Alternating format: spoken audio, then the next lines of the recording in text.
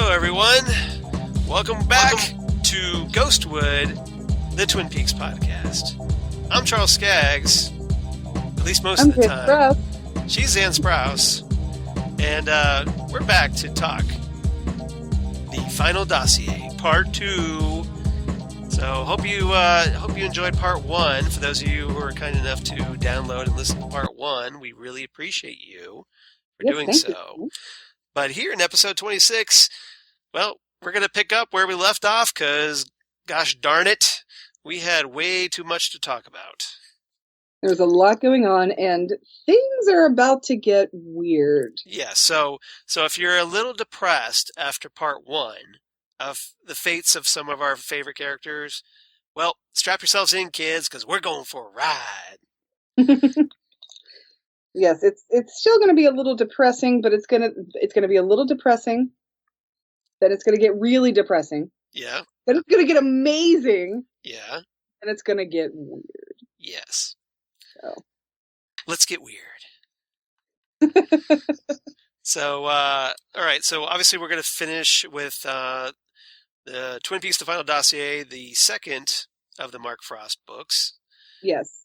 By Flatiron Books. And so let's pick up where we left off. If you remember, we were talking about a certain Wyndham Earl the last time. We were, but can I add a correction from last week? Please do. I was listening to our episode, which I do, to see how I sound and see if I said anything stupid that I would have to come back and retract. No, that's me. I'm the one who usually says something stupid. But well, we were talking about Audrey Horne last time and what happened with her and how we're not really sure what happened with her. And I was listening to what we were talking about, and I had said that when she's yelling at Charlie and she says it's like Ghostwood in here. Right. My comment was maybe to her, Ghostwood means betrayal because of what her father did after she blew up in the explosion. Right. Now I'm thinking, after listening to it again, I'm thinking maybe that's a metaphor for a prison and being trapped. Ooh. Because Ghostwood is a prison. Well, it was. Yeah. Well, yeah. Part of it was sold off by Ben Horne, shakes fist. Benjamin! To make the, that Ghostwood Correctional Facility or whatever it was. Yeah. So maybe she's being more literal than figurative in this sense. That it's like Ghostwood in the sense that I am trapped here in this prison. So... who made the prison? So is the private facility where she's being held the prison? I don't even know if it's that one-to-one a comparison for her. Just the idea. You just think it's a metaphor for her state of mind? I think it's still a metaphor, but I think it's more of a literal metaphor than it is a comparison to feeling betrayed by her father. I think it might be that she's actually referring to being in a prison of some sort. Right. So. Well, as we'll talk about, Audrey's had some hard times. Yes. So we'll get into those. But, all right, so Wyndham Earl. Yes. All right, so we kind of went through a little bit of, we talked about how he had shot Leo Johnson and some of the events that we saw during the original series involving Wyndham Earl. Right. Right. But so we get a little bit more background here in the Wyndham Earl chapter of the dossier, the case file, I should say. So we find out that Wyndham was a child prodigy. Again, a child prodigy who goes a little bit funny in the head. Yeah, exactly. Kind of like Gersten. Yeah. Like Gersten. Yeah. Yeah. Much more deadly than Gersten. So. Yeah. So apparently women and child prodigies do not do well in Twin Peaks. No. No. So apparently his first assignment for the FBI was in the mid-'60s, acting as a liaison and a security officer between the FBI and, guess what? Project Blue Book. Project Blue Book. Yeah. So remember what Major Briggs was working on? UFOs, and also a certain Douglas Milford. Douglas Milford, exactly. So it seems that there is a more intricate connection between Project Blue Book and Project Blue Rose and the Blue Rose Task Force than we ever really knew. So, well, I like to think that Blue Rose, which I'm wearing my Blue Rose Task Force T-shirt today. Nice. Doesn't get any bluer. Doesn't get any bluer. Where did you get that? I need one of those. Blue Rose. It doesn't get any bluer. So, I got that at the Showtime store. Oh, okay. Well, cool. actually, Lori got it for me as a Christmas gift, along with my Roadhouse T-shirt. So that was kind of nice. Good job, Lori. Yeah. Well, nice. I put it on my Christmas list. I was like, okay, here's the website link. Here's where you can find it. Subtle. Yeah. Good job. So I would really, really like that. So yeah. I got my Blue Rose T-shirt. So, and I didn't have to go through all the crap that Tammy went through to join it. Go figure. So yeah, I'd like to think that Blue Rose Task Force spun out of, and we kind of got that implied, I think, or inferred. Right, because Wyndham Earle was also part of the Blue Rose Task Force. So it just kind of like evolved and spun off into its own separate entity. Yes. Bureaucracy. And so we find out here also that in 1973, Wyndham hooked up with Caroline because he met her while serving as an FBI investigator during the Watergate hearing. Exactly. She was working for Chief Prosecutor Samuel Dash, and they married in August of 74, just before August 10th, the day after Nixon resigned. Right. So they had their own little celebration as the rest of the country. What a way to consummate your marriage after the Watergate hearings were concluded. Well, Nixon resigned. If you're both working for the investigation. That's true. It's like, well, the investigation's over. He's resigned. So, yeah. Yeah. Then we find out in the early 80s, there was a potential serial killer, but hey, it's probably Wyndham Earle, right? That's what I'm thinking too, that if Wyndham Earle can't catch him, it probably is him. Yeah. So. And that's kind of what was hinted on during the original series, if I recall correctly. Apparently that serial killer is the one that was responsible for bringing Cooper to the Pittsburgh office for his first field assignment. Right. And that's what brought him to Pittsburgh, and that's where he met Wyndham Earle and his wife at a Christmas party, and they were both very attracted to each other. And if he hadn't had to stay in Pittsburgh, probably nothing would have happened. But he was there, she was there, it was her hometown, so... Yeah. Well, one of the things that I thought was really interesting... I'm sorry, I didn't mean to cut you off. Go ahead. That was all I was saying. One thing led to another. We're all adults here. We know what happens. So one of the things I thought was interesting was that apparently Wyndham Earle was kind of like clued in to Cooper and Caroline's mutual attraction probably before they were. And he was apparently just so obsessed with this, he tried to force them together to make it happen. Right. He was very... I think Cooper probably learned a lot of his tricks of reading human behavior from Wyndham Earle. Right. Because I think Wyndham Earle... You know how Cooper would say, how long have you been in love with so-and-so? What do you... Oh, You're doing the whole Sherlock Holmes thing of reading body language and expressions and reactions and whatnot. Yeah. I think Cooper probably learned a lot from Wyndham Earle. So Wyndham Earle was getting, like we said, he was already a budding serial killer, and he was getting more and more down his own rabbit hole. He was going crazier and crazier, and he was trying to push them together to sort of make things happen, and almost in a way to make his suspicions real. Like he was trying to create his own self-fulfilling prophecy. Yes, exactly. So yeah, apparently this all culminated in a weekend where Cooper and Caroline became lovers. Yes. And shortly after that, Cooper figures out that, hey, Earle's the serial killer.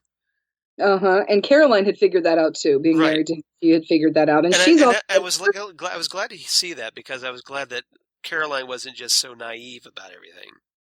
No, I think she was, and I think probably part of why she was with Cooper is she was terrified, rightfully so. At this point, she's a partner in her law firm. She's an attorney, so she's not an unobservant person. So she's going to figure things out as well. So unfortunately, Cooper and Caroline have that one night together, and that's when Windermere kind of busts in on them, and that's when he kills Caroline. This whole thing is something I would love to see in a spin-off series. That would be interesting. I would love to get this period and see it.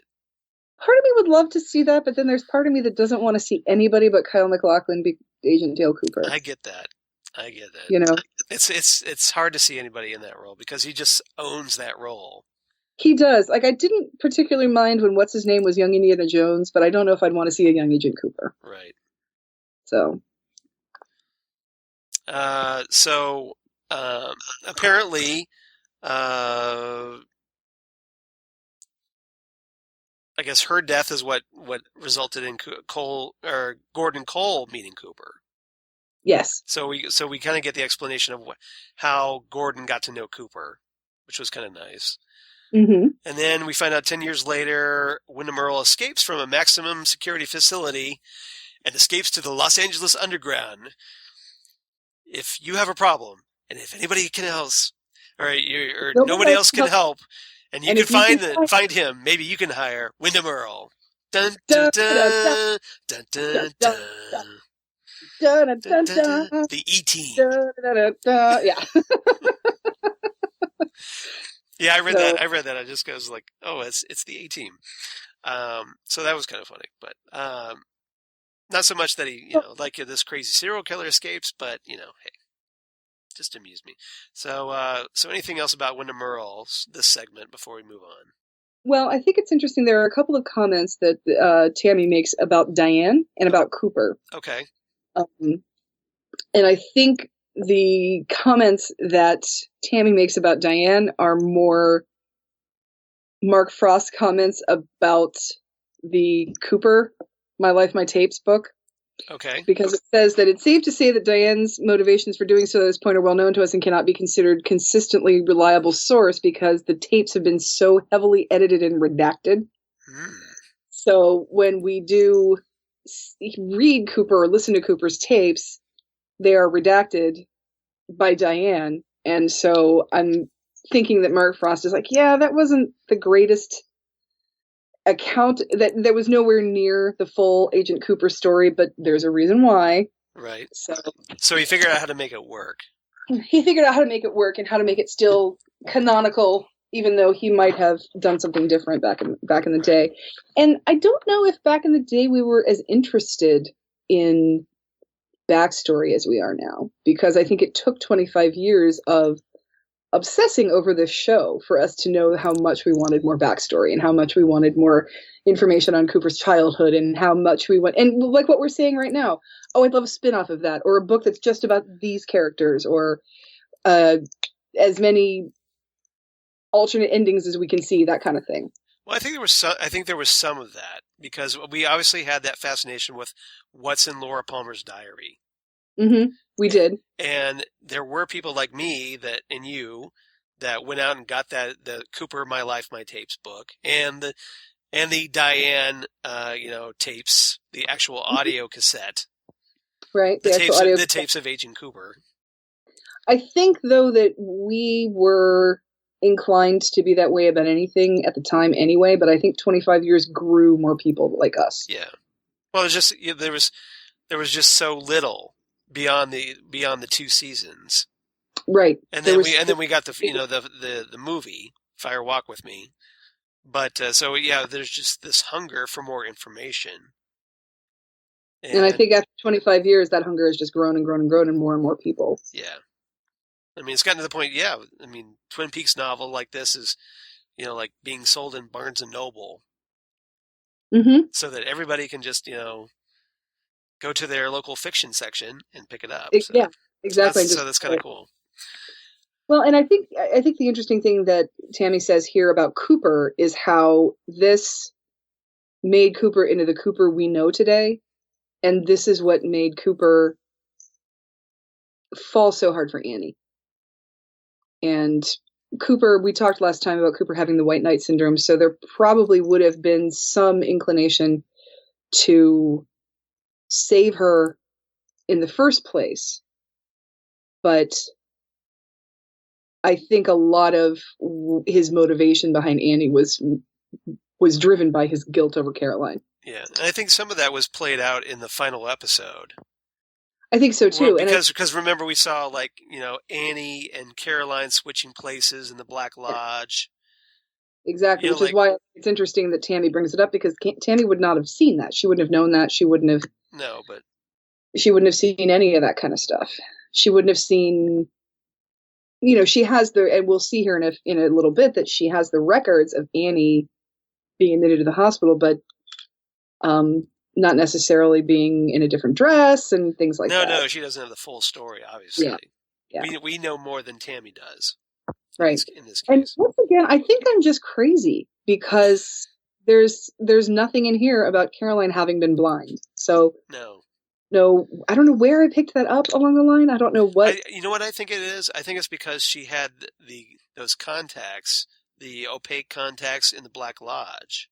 Yeah, but I have this memory of reading something that was that. So maybe I remember reading somebody pontificating about it like I did. I don't know, because my memory maybe it's like a fanzine or something.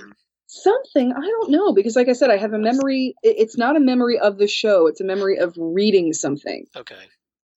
So, but I was realizing today that I'm actually a lot older than I realized. Join the club. Yeah. So I could just be forgetting that. So anyway, I thought those were astute observations on Tammy's part, and an interesting storytelling mechanism on Mark Frost's part. Yeah, that's the one thing I found interesting about this back half of the book, is that Tammy starts to making more and more personal observations about things. And in the case files. In the case files, she's making more and more personal observations. And when she does talk about Cooper, there's a certain reverence there, and an understanding that Cooper is a good man and he's very special, and he's specifically very special to Gordon Cole. Right. So even there's a bit where she's like, "Am I being too harsh on Agent Cooper?" She is a little critical, because she does kind of call him out on having the White Knight syndrome. And how it's kind of affected his I don't want to say his relationships, but just his actions, I guess. I don't know if she was necessarily critical in her mentioning that. It's just that's just how he is.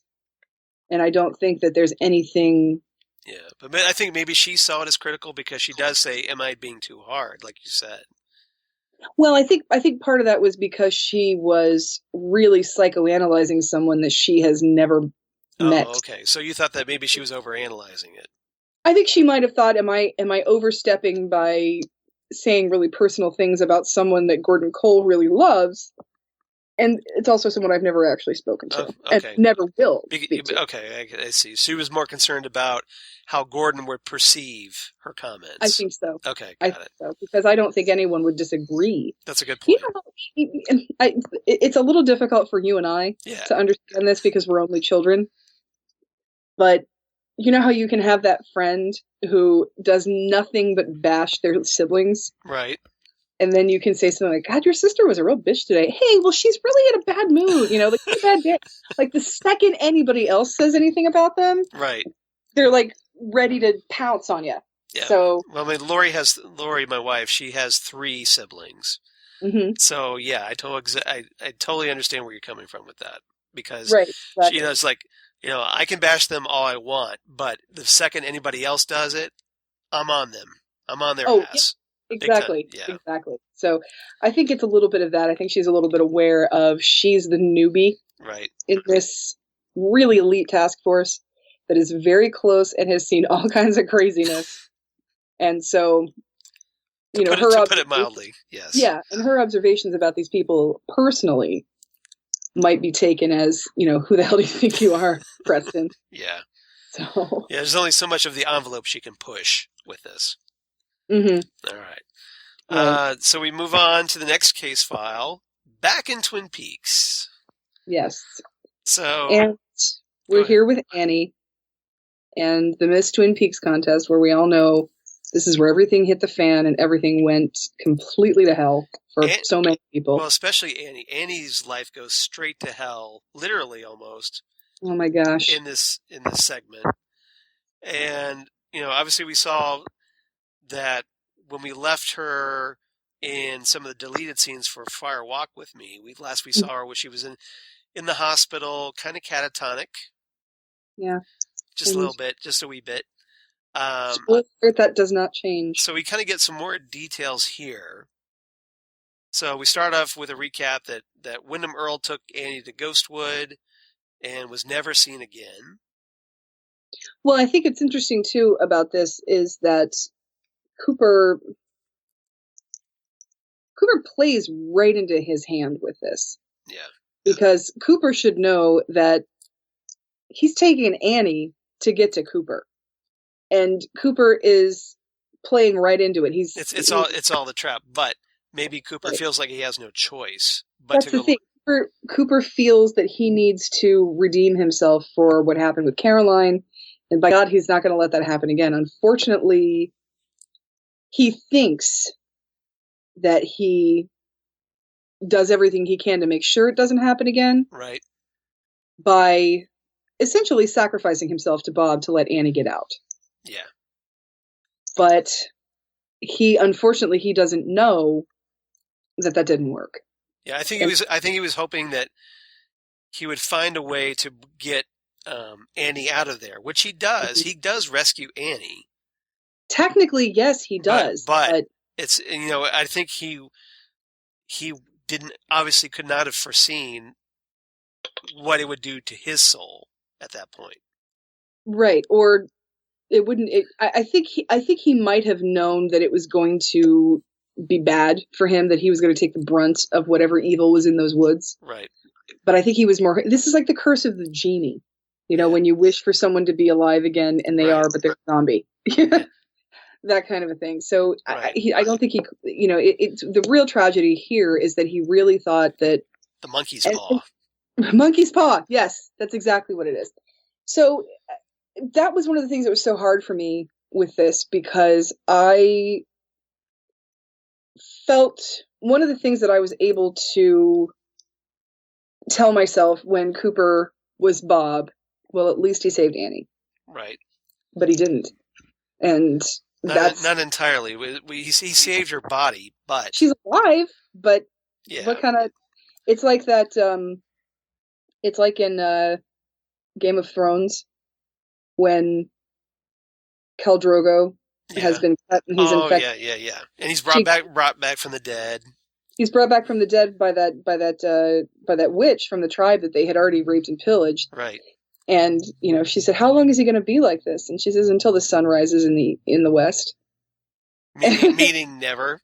Meaning never. Yeah, meaning never. That this was her revenge for. He said, "But she said, by the time you came to me, your soldiers had raped me 3 times. I'm not going to help you. What are you, nuts?" Yeah. And it's that kind of thing, that she's alive, but she says one sentence. Yeah. Every couple of years. Yeah, that's what we find out. So we find out that she spent 1 day in the hospital, had no memories, and the next morning she's catatonic again for the next 10 days. Right. But then when she wakes up, she never speaks again, except for one phrase. And so, apparently she appears never to hear or see anything. So she's totally checked out. Exactly. She's just gone. 8:38 in the morning. Yeah. She will have. Yeah. So apparently on the anniversary of the day that she was found in the woods at 8:38, like you said, she apparently says, the only words that she ever says, "I'm fine." I'm fine. Which is a response to the question. Oh my God, I'm going to cry. That's a response to the question, how's Annie? Yep. I'm fine. Yep. That's as good as we're going to get. And it's so sad. Yeah, it is. It is so. Life, and it made Cooper be in the lodge for 25 years, and it ruined everybody's life who came in contact with Doppelganger Cooper. Right. Because of obviously what happened with Audrey. Right. So yes, it's basically so Wyndham Earl taking Annie to the Black Lodge set up this huge domino effect. It did. It absolutely did. And it's just I would have preferred Donna's life for her. For her to like leave Twin Peaks, become a model, and have to go to rehab. Well, Donna actually, she goes through a ton of crap, most self-inflicted. Mm-hmm. But she comes out the other side, and she's like, okay, I'm going to rebuild my life, and I'm going to do this with my dad, and kind of restart my life in a more simple way. Even Gersten has a better chance. Yeah, because now that Steven's gone. Now that Steven's gone, Gersten can still get some help. I mean, we obviously know that you can go through rehab and turn out okay, because that's what happened to Donna. Right. So even Gersten would be a better fate for Annie than this, because there's something that is keeping part of her in the lodge forever that we don't even know what it is. Right. The only person who could possibly know what it is Cooper. And for some reason, and we talked about this before, for some reason, Cooper is so laser focused on fixing the Laura Palmer problem that he doesn't even know this happened. Like, he doesn't even know that, I sort of assumed that the first time he was Cooper and was not in any imminent danger from Doppelganger Cooper, this is what he would ask about. He would actually ask what happened to Annie? Was she okay? I mean, he would essentially... He did a couple times mention Annie. Like, there was this one, I'm trying to remember this one moment where he's like, he recollects Annie. But not in a... But not in a substantive way. Like, he just... No. It's just more like a fleeting thought, and then he goes right back to where he is. And then, but then part of me is thinking, well, Cooper knows that what started this whole chain of events to begin with was Laura Palmer. Right. He would not have been in Twin Peaks. Maybe he figures that, like, by fixing Laura Palmer, it will solve everything and fix Annie in the process. Because if Laura hadn't died or whatever, then then he wouldn't have come to Twin Peaks. Annie's life wouldn't be put in danger by Wyndham Earl. Right, because Wyndham Earl wouldn't have come to Twin Peaks because Cooper wouldn't have been there. Exactly. Wyndham Earl was only in Twin Peaks because Cooper was there. Right. And I think that if somebody else, if it had been Albert or Chet or Sam, well, Albert or Chet, because Sam wasn't part of Blue Rose. Right. But if Chet had never disappeared and Chet would have been the one in Twin Peaks to find out what happened to Laura, that he would have just been like, okay, Chet, we found another letter. It's time for you to go back to the Pacific Northwest. And Wyndham Earl wouldn't have cared. No, because he doesn't give it two figs about Chet. Right.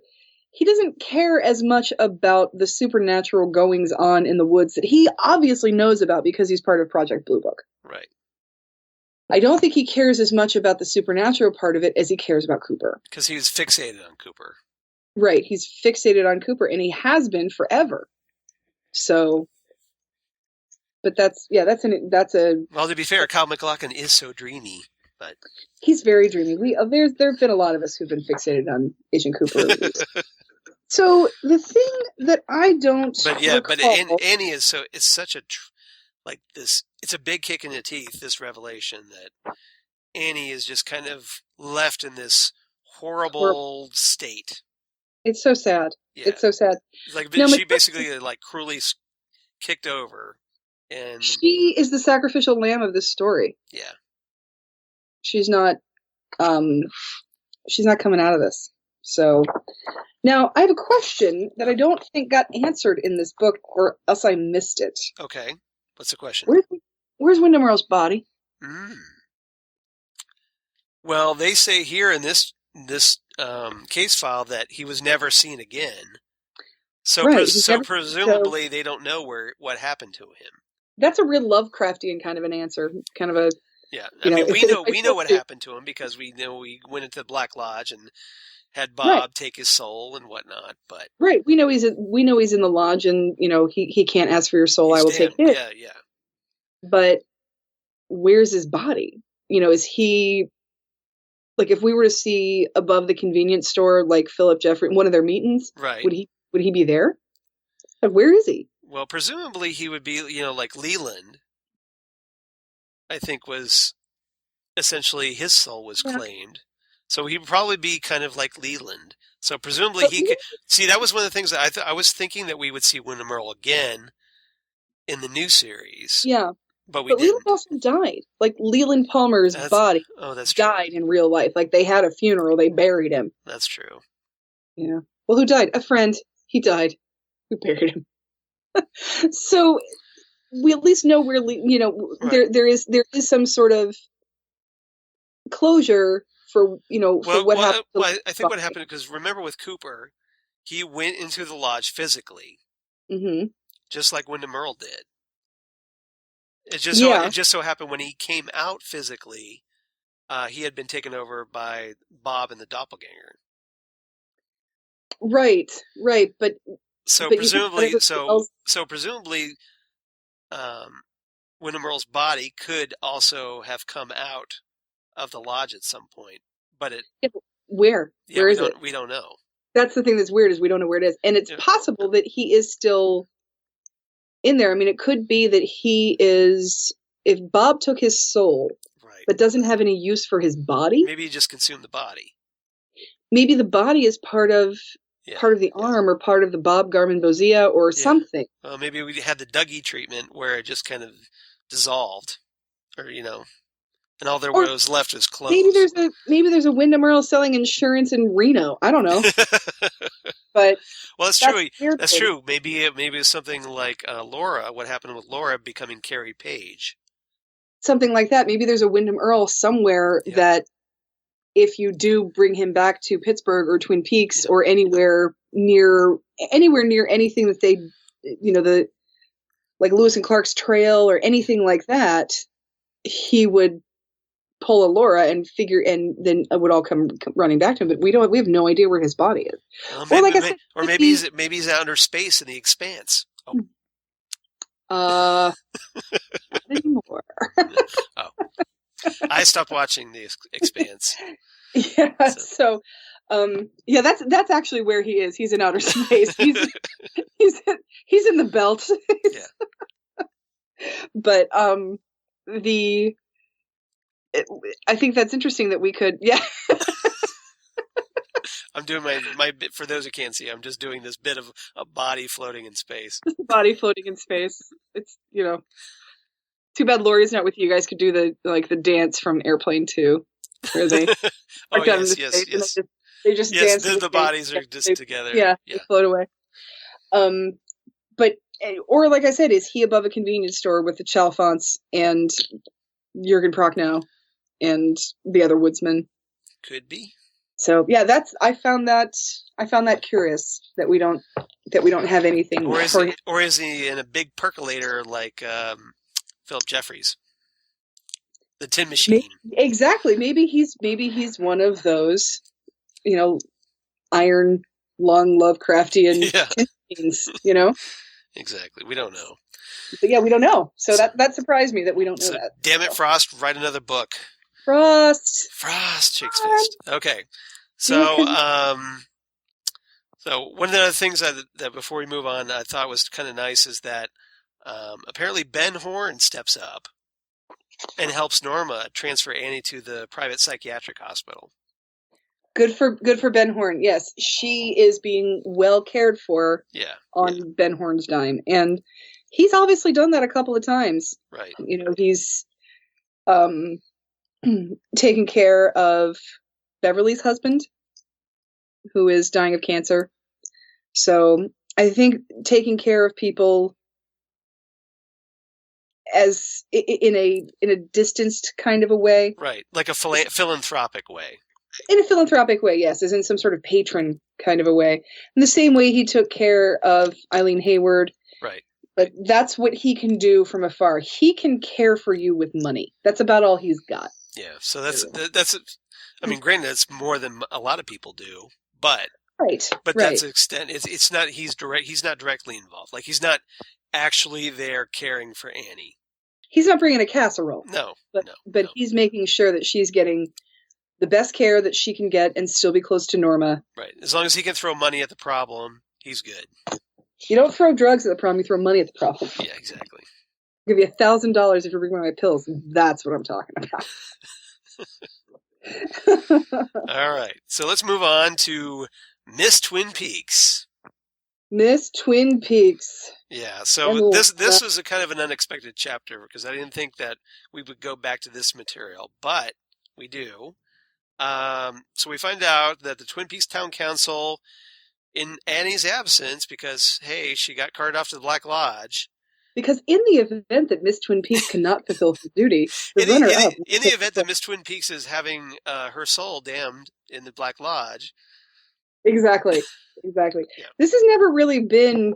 I mean, with Miss America, it's just you had to be in porn, and that would take your crown away. So but this has never really been... First runner-up will take place. The first runner-up will assume the duties of Miss Twin Peaks. Yes. In this case, that's Lana Budding Milford. Why is it Lana? Oh, well, okay, never mind. I know why it's Lana, because Mayor Milford paid everybody off. I forgot about that. Yeah. So we basically, she assumes the title. Jazz erotica. What was it called?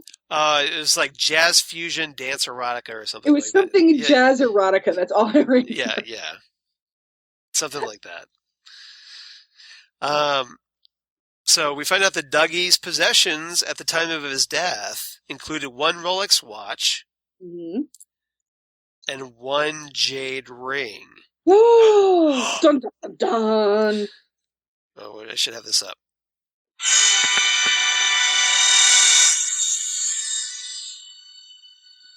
Go away. All right. So, so something dramatic like that. So, so Dougie had the ring. Dougie had the ring. Ring. Douglas Milford is who we're talking about, not right. Not Dougie. You're right. I should clarify this. Yes, Doug. We got to clarify our Dougs. Yeah. Now thanks to Dougie in series 3, season 3. It's Doug, and you've got the ring. Doug. Yep. Watch your ass. Seriously. That's all I'm saying. Seriously. So, well, I've got to say though, I'll bet Lana gave 2 rides. I'll bet she. So. Lana gave 2 rides. Oh, I bet she did. And then Janie E shows up, and how epic would that be? So we find out that Lana, because everybody wanted to know what was going on with Lana. Lana stayed in Twin Peaks just long enough for a probate to certify the will. Mm-hmm. Doug's will. Yep. And then she's out of there. Yeah. So then at this point, she's moving on up to the mayor's side. And I love Tammy's phrasing here. She calls it the plutocratic food chain. The plutocratic food chain. Yeah, exactly. And here's the kicker. We find out, and it's not specifically stated, but it's pretty heavily implied, that Lana briefly dated Donald Trump. Yeah. I am not kidding. I am not kidding about this. That is... Yeah. Gee, I wonder whatever happened to that guy. Yeah, but, whatever happened to that guy? Yeah. So. Yeah. Maybe we should do a biography on him called "What the Hell Ever Happened to That Guy?" But and here's even better. Tammy finds a photo where Trump is wearing the jade ring at a charity gala. That's the only thing that can possibly explain the last year and a half. Of course he is. Yeah, of course he is. Oh my God. Crazy. That would explain a lot. It does. It explains so much, doesn't it? Only a few of us would understand, but yeah, if that was the case, we'd be like, all right, and then we could say, just hang on, everybody, this will all be over, and it's going to be horrifying. So, hold on. I read this whole chapter or this whole segment or paragraph and whatnot in the book, and I'm like, thank you. Thank you. This is how I can sleep at night, knowing that this happened to my country. Yes. We finally got the answers we were looking for. Who knew it would be in a book about Twin Peaks? The thing about the chapter is basically learning that Lana is just basically Vivian Smith. Yeah, aspiring Vivian Smith. Vivian Smith, yeah. Yeah, or excuse me, Vivian Smythe. Remember, because she changes her name.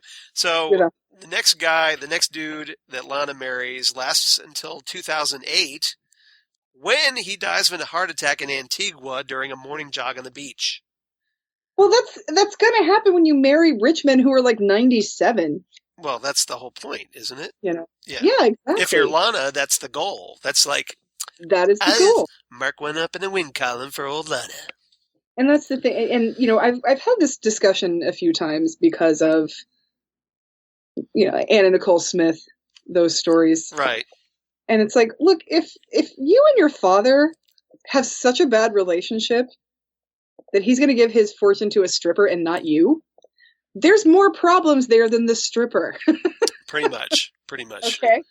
Maybe he should have kind of fixed that relationship before he hooked up with the stripper. Before the money. Yeah, before the money became imminent. Yeah, exactly. And Tammy wants... Go ahead. People had a hard time, but Superman Returns... Yeah.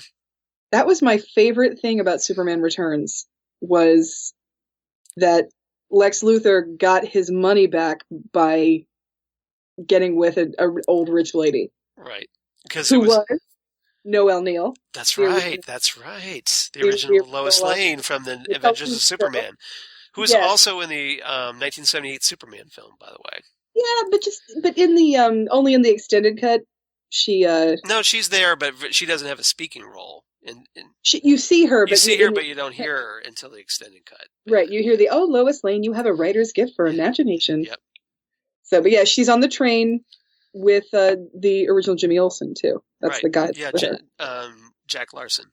No. Thank you. Yeah, well, Jack Larson, but actually, no, she's on the train with Kirk Allen, who played Superman in the original serial.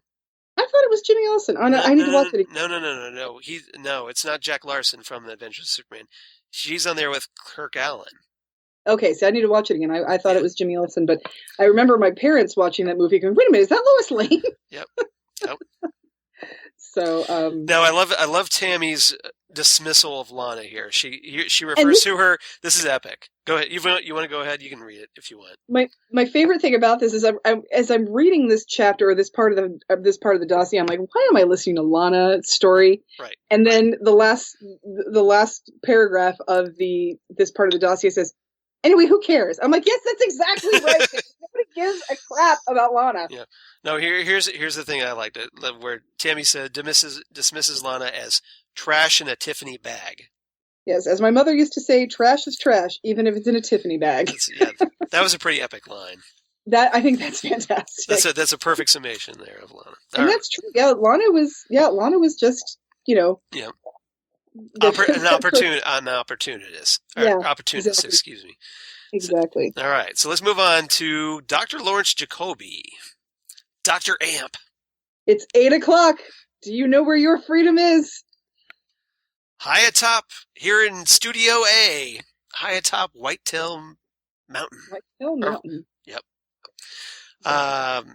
So yes, we find out really quickly, we find out that Albert's a vinyl aficionado. Yes, that's true. So he's into vinyl. So you could appreciate that, I'm sure. And then we find out that Jacoby spent 94 to 95, and this is probably what I was thinking of in our past episode. I was kind of getting the stories mixed up between Jerry Horn and Dr. Jacoby. Okay. So apparently he spent 1994 to 95 on the road with the Grateful Dead until Jerry Garcia died. This is what I was thinking. Mm-hmm. I was remembering. Right. And then he spent 2 years in Amsterdam with some guy that is given the nickname Dr. Little Poops. Dr. Little Poops, that's the best. You just want to know, like, who knew? Because the deal Dr. is Dr. Little Poops in air. The air. $1 million. Oh yes. I've been asleep for 30 years. Need the info. The thing is about nicknames is you're not supposed to give one to yourself. Right. Okay, that's a douche move, by the way. To gloss yourself is a douche move. And it's one of those things that just immediately marks you as completely uncool. Yeah. So who knew this guy well enough to name him Dr. Little Poops? Like like who did he hire to flush for him or something? I don't know. How would you get that? You know, Like in Buckaroo Banzai, it's like, who named him John Smallberries? I mean, Nice. come on. John Bid Booty. And you are John Smallberries. Well, that's it. That's it. It was Dr. Emilio Lizardo who named him Dr. Little Poops. Well, that makes sense. Because, now that's the thing. I think all of those idiots made up their own it's a Dr. Little Poops. I think all those idiots made up their own nicknames, because otherwise, if it was Emilio Lizardo that gave the John Worfen, if he gave the nicknames, he would know how to pronounce Boutte. Right. He would know how to pronounce Big Boutte. So, anyway. Big Booty. Boutte! Boutte! So, yeah, Dr. Jacoby kind of spends a lot of time floating around, Hawaii, Amsterdam with the Grateful Dead, because he has lost his medical license. He can't practice medicine anymore. Yep. So he is apparently from Hawaii, and he was left money by his brother after his brother passed away. So that's why he's able to sort of leave Twin Peaks, go France, Amsterdam, tour with the Grateful Dead, all this kind of stuff, because he's got nothing to do. Right, exactly. Because he obviously can't practice anymore, so he's got time on his hands. Right. So in 2000, he ends up as a volunteer, of course he does, for the Hanging Chad portion of the presidential election in Florida. Right, working with Ralph Nader. Yeah. So, and then we find out that, Jacoby was in New York City on 9/11. Right, and he was there as a sort of like as a volunteer medic, trying to comfort people and trying to help the wounded and things like that. So you have to give him credit for that. Yeah, apparently he was at an anthropological conference on shamanism at the Museum of Natural History. Dr. Jacoby. But this is sort of what started him down the path of political paranoia. Right. Because apparently at this point he realizes that the U.S. has entered what he terms as Kali Yuga, which is Hindu for Dark Age. Dark Age, yes. So you can thank the Bush administration for Dr. Vamp. For Dr. Vamp, yes. 2003 is when he goes back home to Twin Peaks, and possibly to live that sort of survivalist life that he's living. Yeah. Because as you know, even though he is broadcasting his show across the internet, a lot of what he does is manual generator electricity kind of stuff. So, even his little pulley system for spray painting his shovels is manual. So he's trying to live as off the grid as he possibly can, yet still have the internet. So there is a certain geographical isolation quality to the mountains and woods around Twin Peaks. So I'm assuming that's why he went back there. Because he had the money from his brother. He'd been all over the world. He could have gone anywhere, but he picked back home. So instead, he decided to go full conspiracy theorist guy. Yes, exactly. Which in his YouTube channel went live in 2012. Right. Which I'm wondering, did that coincide with the whole idea that the world was going to end in 2012? Oh, yeah. That's a good point. Yeah, we haven't talked about that in a while. It just didn't happen. Okay, whatever. remember it was a whole big Mayan calendar thing that right. We were all going to die in 2012, and then they made a bad movie by wasn't the same guys that did Independence Day, Roland Emmerich. Exactly. Yeah. Exactly. Dean Devlin and Roland Emmerich made that really bad movie. Yeah. I know this guy that talks about those. With John Cusack. Yes, with John Cusack, who needed a boat apparently, and I can't begrudge the man some money. Yeah. But with all of those world-ending rapture portents that we've had in the last 10, 15 years, there's a guy that I know that says that they actually happened. No one qualified. Which I think is pretty hilarious. So basically, the rapture happened. Nobody knew it because none of us passed the test. Yeah, nobody qualified to go. So that's funny. So yeah, 2000. No. It wasn't like two people, like Prince and David Bowie. They were the only two that qualified. That was it. Yeah, that was it. And then apparently Tom Petty qualified too, and Carrie Fisher. There you go. So yeah, 2012. He's got his YouTube channel, and of the Dr. Amp Blast. Dr. Amp Blast, which everybody who is feeling really disenfranchised because of the political climate, the economic climate, they're just ready to as we have seen in recent years and recent elections, people are just ready to grasp to any crazy thing that might just mean things might be different. So I think that's where he gets his, the mystery of Dr. Amp's identity became an indelible part of his mystique. And then people are trying to interview him, and they're trying to, give him money so he can have his own show. I'm assuming like on whoever is distributing Rush Limbaugh's show probably was giving him truckloads of. I would think probably something more like InfoWars by Alex Jones. InfoWars, or even like Coast to Coast. Yeah, something like that. Something like that. Something fringy. He'd be perfect for Coast to Coast. Yeah, and Coast to Coast, what are they on for, like 4 hours a night? I mean, they need programming. They need some content. So I like again we have Tammy doing some introspection here. Mm-hmm. She questions digging out of her own shit. Yes. And she's with the phrase, to identify root causes of human misery and evil, do we first have to find them in ourselves? Ooh. Well, probably. And I think that's, that was put into play by Nadine. Right. Saying, I've been an awful bitch all these years, being selfish and keeping you and Norma apart, and just realizing that that she knew that she and Ed weren't exactly great together. Right. But she had him and Norma didn't.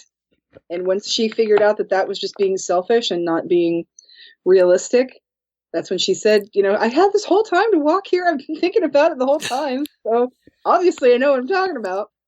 Yeah, that was one of the more like interesting, totally unexpected developments of the new series. Mm-hmm. Is that you never expected Nadine to have her get her act together. Nadine was so wise, and Dr. Jacoby. I think she was more at peace with herself. She was, and I think Dr. Jacoby helped her with that, and I think not just as a doctor, but as Dr. Amp. Right. And so that just sort of says something about Dr. Jacoby. He might be completely nuts, but I think he makes a lot of sense to other people who are completely nuts. Right. And if you shovel through his shit, he doesn't necessarily have a terrible message. Right. He's just presenting it in a completely batshit crazy kind of a way. So it's hard to take him seriously sometimes. Like, hi, I wear 3D glasses and I'm on YouTube in my shack in the woods and my best friend is Jerry Horn. It's like, okay. Nice to meet you. I gotta go. It's not exactly the best ringing endorsement you can hope for. No, it's not. No. So we get what Tammy phrases as a Jacoby postscript, but it's essentially, okay, we're going to find out about James in this chapter, which I thought was really weird because it is kind of strange. Jacoby has nothing to do with James apart from just the Laura connection. Aside from the fact that James almost killed him with a heart attack. Oh, that's true. There's that. Yeah, he's got it's a tangential connection. But he was part of a group because remember it was Maddie and all those. Yeah, I blame Donna for all those shenanigans. Let's just blame Donna because we don't like Donna that much. Because we don't like Donna. Donna's the muffin. Well, Laura says she's the muffin. Well, Donna's the muffin. Donna's the muffin. Chad is the muffin. Chad. She should come back to Twin Peaks and hook up with Chad. No, because Chad can't. Well, Donna's got her act life together. I wouldn't wish Chad on her at this point. I don't know. Yeah, that's true. You know who needs to be with Chad? Lana. Lana, totally. Lana deserves a Chad. She should get Vivian's dead, so yeah, Lana's the perfect candidate for that. Yeah. I mean, Lana's too old to get knocked up by somebody, but right. She should have Chad like sniff around her like, oh, there's this like old lady who's like rich now from all these old guys. I should hook up with her. That would be totally from Chad. Yes, that would be totally ironic if Chad came around and fleeced her the way she fleeced all those other guys. Yeah, exactly. I mean, she gets to stay. I mean, karma, baby. She gets to stay alive. I mean, she's only like in her 50s. I mean, she's not she's not that old, so it's not like she's gonna like die the second. Well, look how long Evelyn was working it, apparently. Seriously. Or not even, Vivian. I'm sorry, Vivian. Yeah. Vivian. She worked that a long time. I'm just saying that, usually when Lana gets with a guy, and Vivian as well, they die. Vivian killed them, but Lana, I think, just picked the 97-year-olds. Right. She just because she wasn't like intentionally trying to kill anybody. No, she just let time take care of that for her. Yeah, exactly. She was just biding her time. Yeah, exactly. Right. Exactly. So. And maybe trying to accelerate the process with some, fusion dance, jazz dance moves or whatever. What? It's something jazz erotica. Jazz erotica, yes. Oh my god! It's like new age jazz erotica. Something like that. I'll have to watch it again. All right. So for James, what is going on in Mexico? James.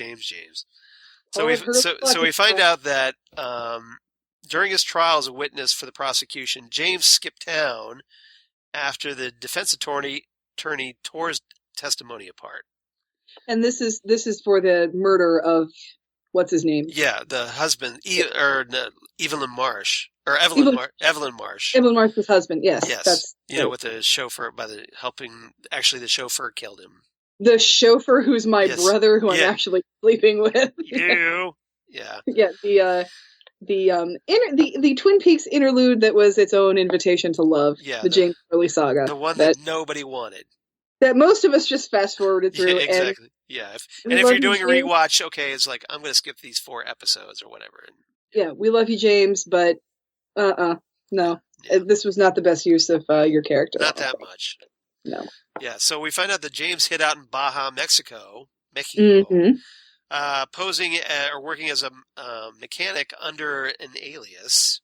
Right. And apparently he repaired an engine block on a Lamborghini Diablo belonging to a Sinaloa cartel capo. And apparently there was a rival gang that tried to kill the capo, but James survived the attack, only to get picked up by the federales. This kind of reminds me of the Balthazar Getty character in Lost Highway. Yeah. Where he's the personal mechanic to the mob. Yeah. So basically, James has his own Breaking Bad moment here with Mexican cartels. Yeah, he's not. He's throwing snake eyes his whole life. Yeah, pretty much. He's basically Aaron Paul here. If you watch Breaking Bad. So Harry and Gordon make some calls for him, though, looking out for him. So they had James escorted to the border. Let's not forget that James was a bookhouse boy. That's true. So there's that certain brotherhood going on. Yeah, and then obviously Harry called Gordon to kind of like grease the wheel a little bit. Right. And so they got him to the border, but the Mexicans told him never to return. Right. So a jury finds Evelyn Marsh and her lover guilty for murdering her husband. Yay! Yay! Now you can go to prison. We never have to see you deal with James again. Exactly. So, however, Oregon said that James owed them 6 months for fleeing the bench warrant. Yeah. With 2 years probation. Mm-hmm. Yep. So.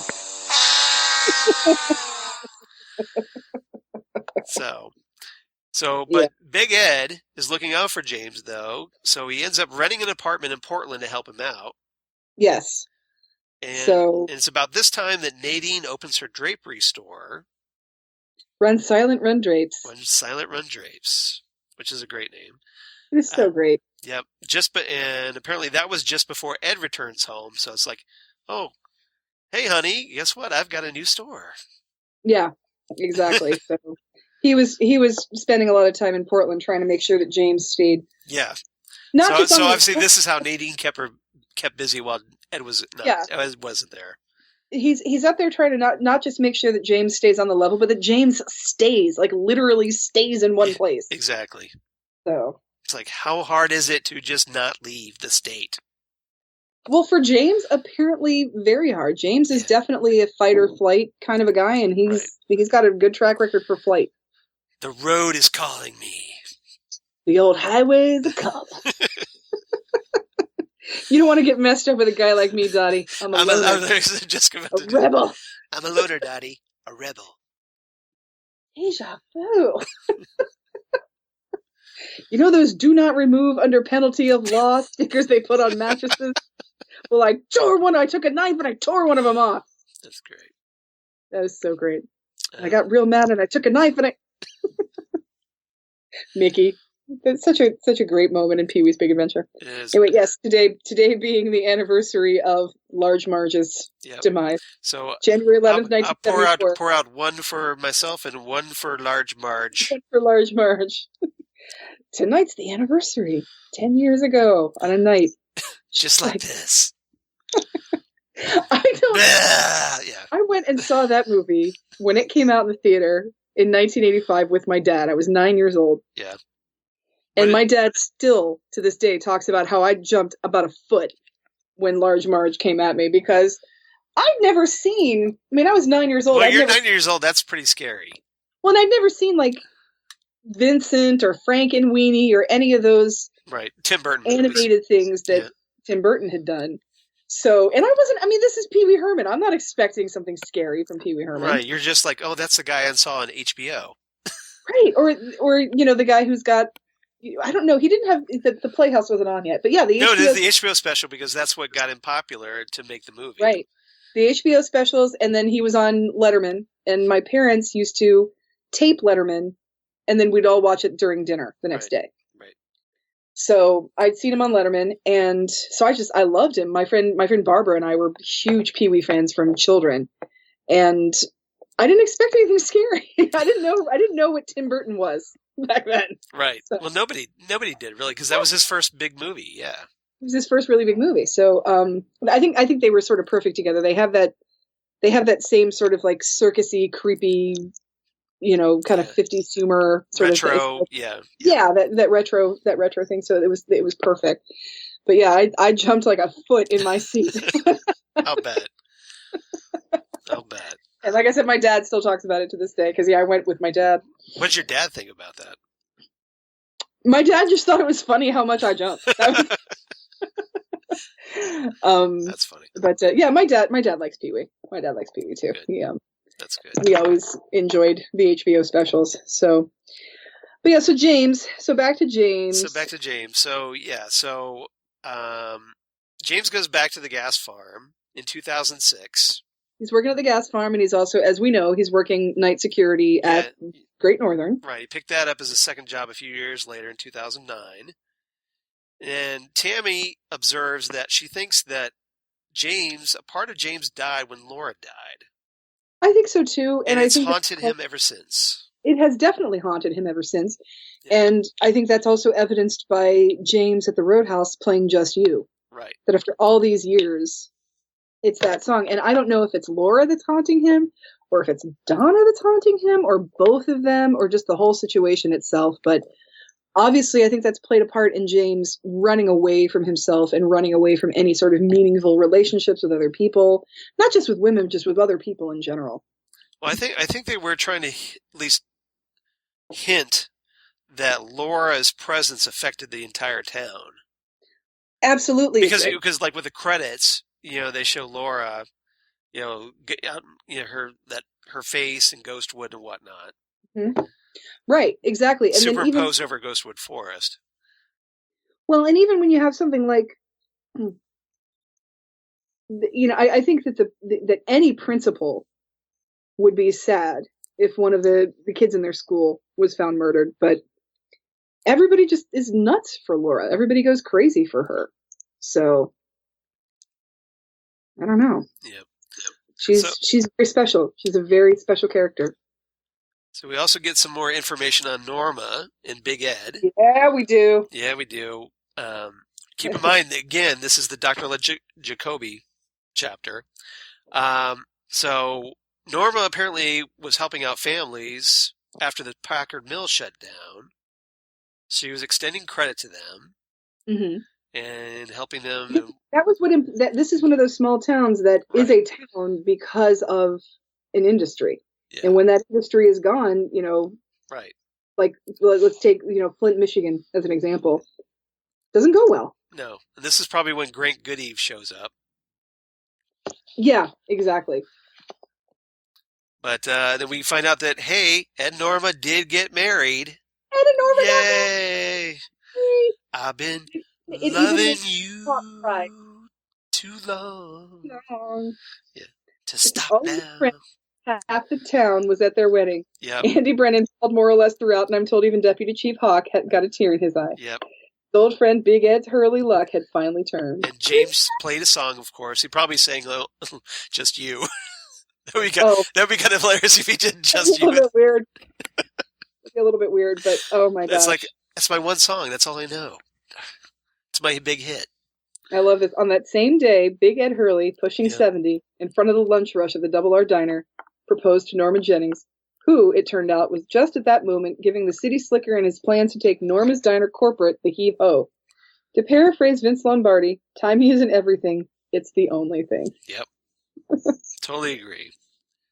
Oh, that made me so excited. I was so happy. I was like, so yeah, if you've been a little depressed or freaked out by anything that we've talked about in this book, this paragraph makes it so worth it. So it's like Ed finally sealed the deal. Oh, Ed. Jeez. About damn time. It's about damn time. Yep. Exactly. All right. So from here, we get sad again. And we get very sad again. So we go to a chapter that is titled Margaret Coulson. And I had to do a double take on this because I thought Margaret's last name was Lanterman. And because she's played by Catherine Coulson. She's played by Catherine Coulson. Yeah. Yes. So was that just a screw up on Frost's part? See, well, let's get you understand my confusion here. Yeah, let's get a little further into the book. Okay. So we have the Log Lady's funeral that we talk about. Mm-hmm. And apparently this was also widely attended by the entire town, not just half the town. Right. On the shores of beautiful Pearl Lake with no conventional service because we had many people sharing stories. Yes. And Hawk was the last to speak. Of course he was. Oh, yeah, of course he was. And he read from a page that Margaret gave him the day before she died. Woo! Yeah, not at all so creepy. Many interesting things. The answers to all the trees, the rocks, and the water. Right. Which is so interesting to me because there is that entrance to the Black Lodge where there's trees that are blowing through the breeze, and then there's that engine oil, dark water surrounded by rocks. It's like, yeah, no kidding, Margaret. Yeah, we got it. We got the concept. Yeah, that's exactly where it is. Yeah, and he makes the comment that from her saying that darkness will always yield to light when the light is strong. And that reminded me of something that she said to Laura in Fire Walk with Me. Right. When this kind of flame burns, it is very hard to put out. So Laura was a light that, what is the line from Blade Runner? The light that burns twice as bright burns twice as fast, and you have burned so brightly, Roy. Oh, that's right. And I forgot that line. You're right. And I think that's how Laura was. Laura was such a bright light and such a bright flame that when she was burning, even Bob couldn't take her. I mean, Bob could torment her, but he couldn't have her. He never got her. Right. I mean, even when she died, angels. She fought him as hard as she could. She fought him forever. I mean, and until she just was tired and she couldn't do it anymore. But he still never got her. He may have killed her, but he never got her. Right. She's with the angels, not with Bob. She's not Wyndham Earl. We know where Laura is. Right. So, interesting. That's true. But I love Hawk her ashes were scattered in Ghostwood Forest. Right. And Hawk says that he's not heard anything, but he's keeping an ear open just in case. Yeah, I like that. So she's never really going to go anywhere. Yeah, apparently he keeps it on his mantle. Mm-hmm. I love this line too, where Tammy says, "As you know, I don't consider myself a religious person, but when I read these words of hers, sometimes I think maybe I'll get my chance someday to meet her, not become religious." Right. She had to put that For that caveat. qualifier, yes. I thought that was pretty funny. That is pretty funny. So, but that's the thing about the name. It's like let's see what the. I have to get weird. Well, that's true. That's a good point. So, I wasn't considering that, but now that you mention it, put in that context, you could have something there. Because we talked about this with the secret history, that there's more here than meets the eye. All right, so when we're talking about Twin Peaks and then we say that something's about to get weird, it's about to get effing weird. It's about to get weird. It's about to get messed up. You guys don't even know. Like, when in the realm of Twin Peaks we talk about something being weird, we are... when a German doctor tells you to hold on to your hat, hold on to your hat. The weirdness is turned up. Oh, yeah. Yeah. All right, so we go from here to Sheriff Harry Truman, and we find out... Things to say about Josie. So. Yeah, that was a little disappointing. We didn't get anything about Josie. Well, is she still in that doorknob? The drawer knob? I mean, we did not get anything about Josie, and I'm just. I think that's a lot. Give us another book, damn it, or better yet, another season. Come on, Mark Frost, do it because you love us. Yeah, exactly. We find out that Harry lived his whole life in Twin Peaks. Aww. Mm-hmm. Yep. And he never abandoned his investigation of what happened to Cooper. No, even when he was sick, he was still, trying to read through the files in his sick beds. He never gave up on it. He apparently was just that obsessed with it. I presume he never married, because if he was this obsessed with everything. That's true, and I think he was pretty wrecked by Josie. I mean, if you remember, he was about to shoot himself in the head. That's true, but you can rebound with somebody else. You can rebound, but rebounds don't last. That's why they're called a rebound. Well, I mean, you rebound, and then you have the next good relationship after the rebound, technically, or generally. Well, the rebound helps you get over the first relationship. And then the third relationship is the one that really tends to more get you back on track. True, but if you think about Harry Truman having lived in Twin Peaks his entire life,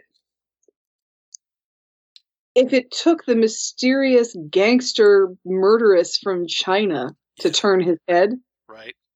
I don't think any of the girls next door that he's known his entire life are going to do it. That's true. That's a good point. And especially since Harry likes the bad girls. He does, and I think that probably was difficult for him, being a man of integrity and a man of the law. Because I know that the Bookhouse Boys, they do skirt the law quite a bit, right? But they just look the other way. But it's more they're more of a Repairman Jack kind of a thing, where they're not shirking the law for personal gain or for evil. They're not like their own group of gangsters. They're fighting the groups of gangsters. They're the ones that are going to, try and... They're just not getting bogged down in the technicalities of the law. Right. They're the ones that are going to keep their eyes on the Renaults and things like that. So they're not going to... So I think having fallen for someone who was so opposite of that, she's... I mean, Josie has quite the rap sheet. I mean, Josie's killed a lot of people. She's done all kinds of things. She's fled all kinds of places, and then basically was married Andrew Packard because she was kind of indebted to him. It was like either marry Andrew Packard or get left to the wolves in China to be killed. Right. So, well, I'm sure some of that was Josie's own making. So she kind of painted herself into a corner. Oh, of course it was. Absolutely. It was completely her own making. Yeah. But, and then she got desperate. She got desperate and did what she could. And I think she did a really good job of hiding who she really was. Right. Because who she really was was exhausting.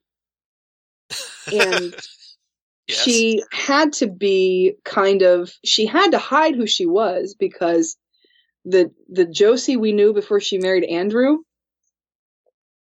Catherine would have been dead like long time ago. Right. If Catherine tried to pull some of the crap she pulled on Josie back when we knew the old Josie.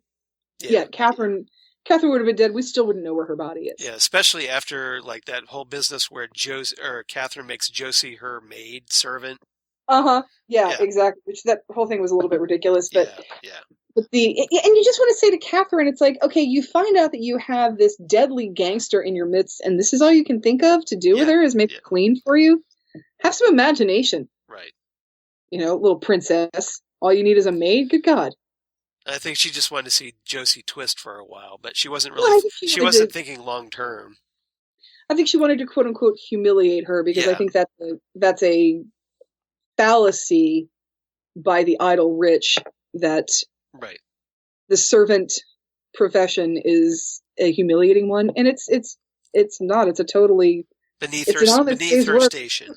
Yeah. It's a perfectly noble profession, and just because someone serves you doesn't mean they're any less than you. It's just they're not doing it because there's something inherently great about you. They're doing it because you pay them to. Well, keep in mind that Catherine saw herself as an elitist. Very much so. Yeah. Very much so. So.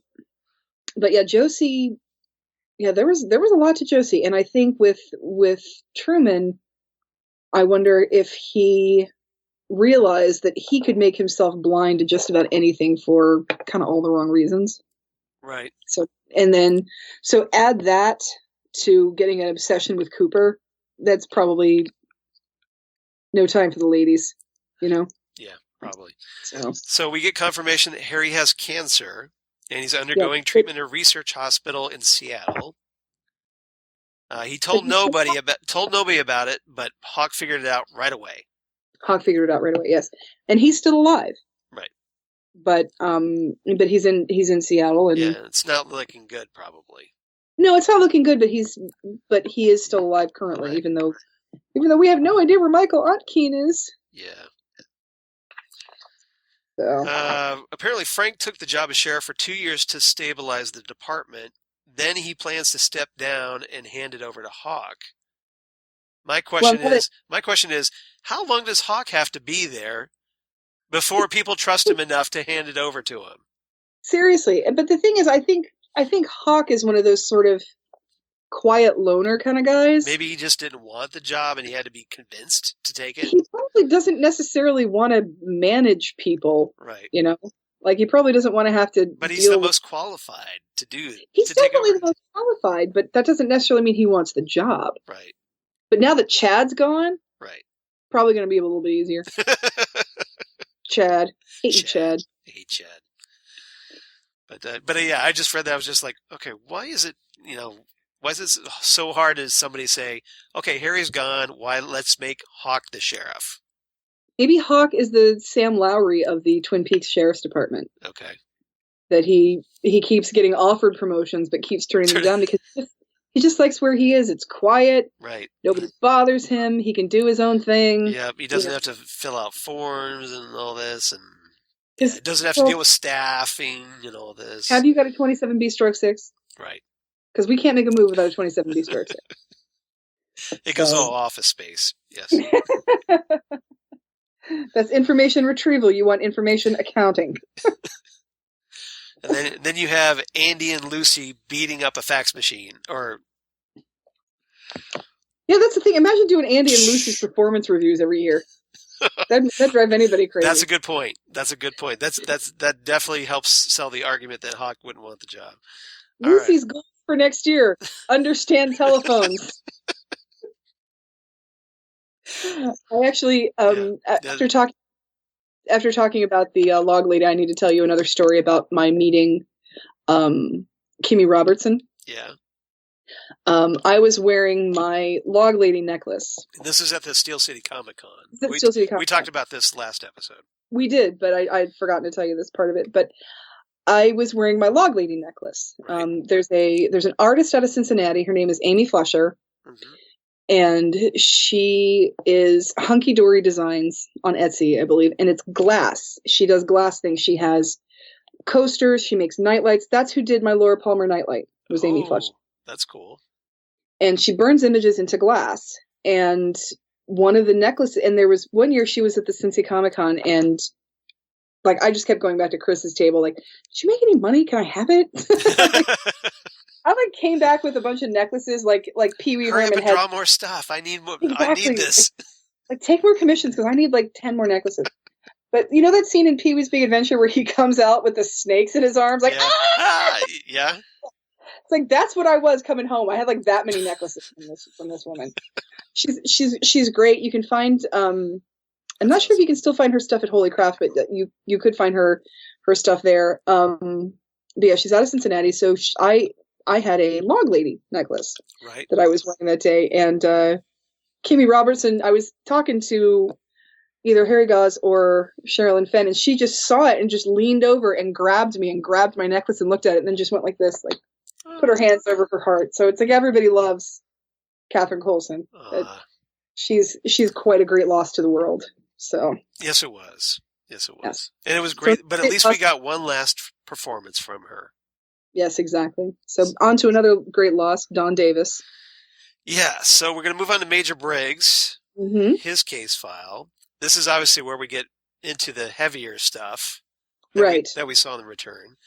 So, so as we know, Briggs expected a visit from his new Blue Rose control, in air quotes, and he assumed Cooper was the control.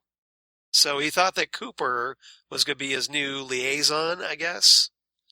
Well, we don't know who it was supposed to be because Cooper's who showed up. Right. But I mean, Major Briggs assumed maybe. Major Briggs assumed that because Cooper's who showed up, but Cooper didn't show up to be the control. Cooper showed up to kill him. And we know Major Briggs was concerned after that visit. Mm-hmm. Right. So apparently, after the doppelganger left, Major Briggs went to Listening Post Alpha, which we knew about from the previous book. Right. And he was talking about Mayday, and we find out that is the Mayday protocols, which apparently require him to secure or destroy all the data there and disavow or destroy advanced technology used during the study. Exactly. So he figured out that he'd been compromised with Doppelganger Cooper, and then once Doppelganger Cooper figured out that he'd figured out, that's when Cooper killed him. Yep. So basically, his whole plan was just like, okay, I got to torch all this. Mm-hmm. Yeah, before Cooper gets it. Yep. So now we'll never know. Nope. Because apparently, Doppelganger Cooper showed up at Listening Post Alpha, sacked it, and assaulted Major Briggs. Mm-hmm.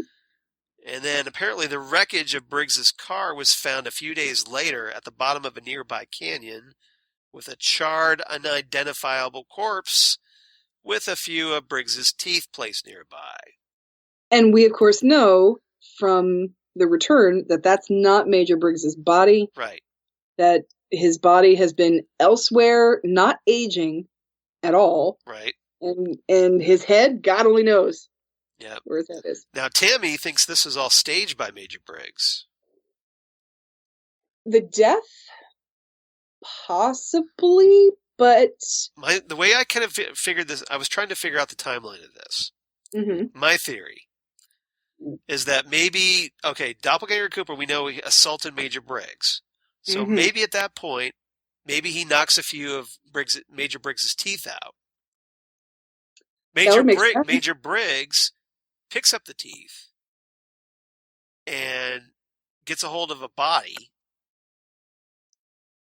chars the corpse, scatters his teeth as to fake his own death, and then disappears. Okay, so the death being faked wasn't Doppelganger Cooper. It was Briggs. Taking him somewhere. It was Briggs, but then where did Major Briggs go? That he lost his body and his head. Right. Well, we find out here. Okay, so at this point he goes to Buckhorn, South Dakota. And we know where that is. Exactly. And apparently this is That's where you find the zone. The zone, yes, in the zone. Yeah. And this is where he met Bill Hastings and Ruth Davenport, that librarian, who was apparently like super hacker. They meet up at a derelict vacant lot. Yes, that derelict vacant lot that we saw in The Return. Number 6, yep. With those pesky vortexes popping up. So apparently they hacked the military database for the coordinates, like we learned during the series. But apparently they were about to give them to the Major when a vortex appeared, and the woodsman came out of it, decapitating Ruth and the Major. Right. So the woodsmen take out the Major Briggs, and Bill Hastings ends up suffering memory loss. Convenient. Until, of course, one of the woodsmen shows up and basically blows his head up in the backseat of a car. Yeah, they're going to find that memory in his head come hell or high water, even if they have to smash it open to do it. Exactly. It's in there somewhere. It blew it up like a pumpkin in a microwave. Blowed up real good. Woo! So Tammy speculates that, she wonders if the Blue Rose Task Force had this information all along, and apparently this was left by Major Briggs in a place where Bill Hastings and Ruth Davenport could find it. Right, and that would make sense because the Blue Rose Task Force, as saw throughout the Return, kind of has no idea what the hell's going on. Yeah. A lot of things, and I think Blue Book is definitely one of those things. Well, it also ties up the plot hole that, how the hell did a principal and a librarian hack into a major military database? Yeah, exactly. Which, it's not terribly I mean, if they were like considerably, expert hackers. Right, if they're expert hackers and they did meet the Major, so that would help. But why is Major Briggs not aging? Why is he still just in his late 50s? Right. That's the weird thing. That is the weird thing. And we don't really get an explanation for that. We don't get an explanation for that. That is a strange thing. So he, and even Tammy says, did he know that... Well, we know he was time traveling from the original series. So did they meet the Major in a current time stream, or did he somehow escape through the circuits of time when he was fleeing Doppelganger Cooper back in the 90s? See, that's what I'm thinking. Because we know that, obviously Cooper was able to travel in time. So maybe Major Briggs did the same. That's the thing. Maybe when he visited, and maybe that's why his head is in space, because it's more circuits of time than it is outer space. Right, because remember in the original series, that was that whole business where he shows up at home after having disappeared, and he's all decked out in like an old World War II airman's uniform.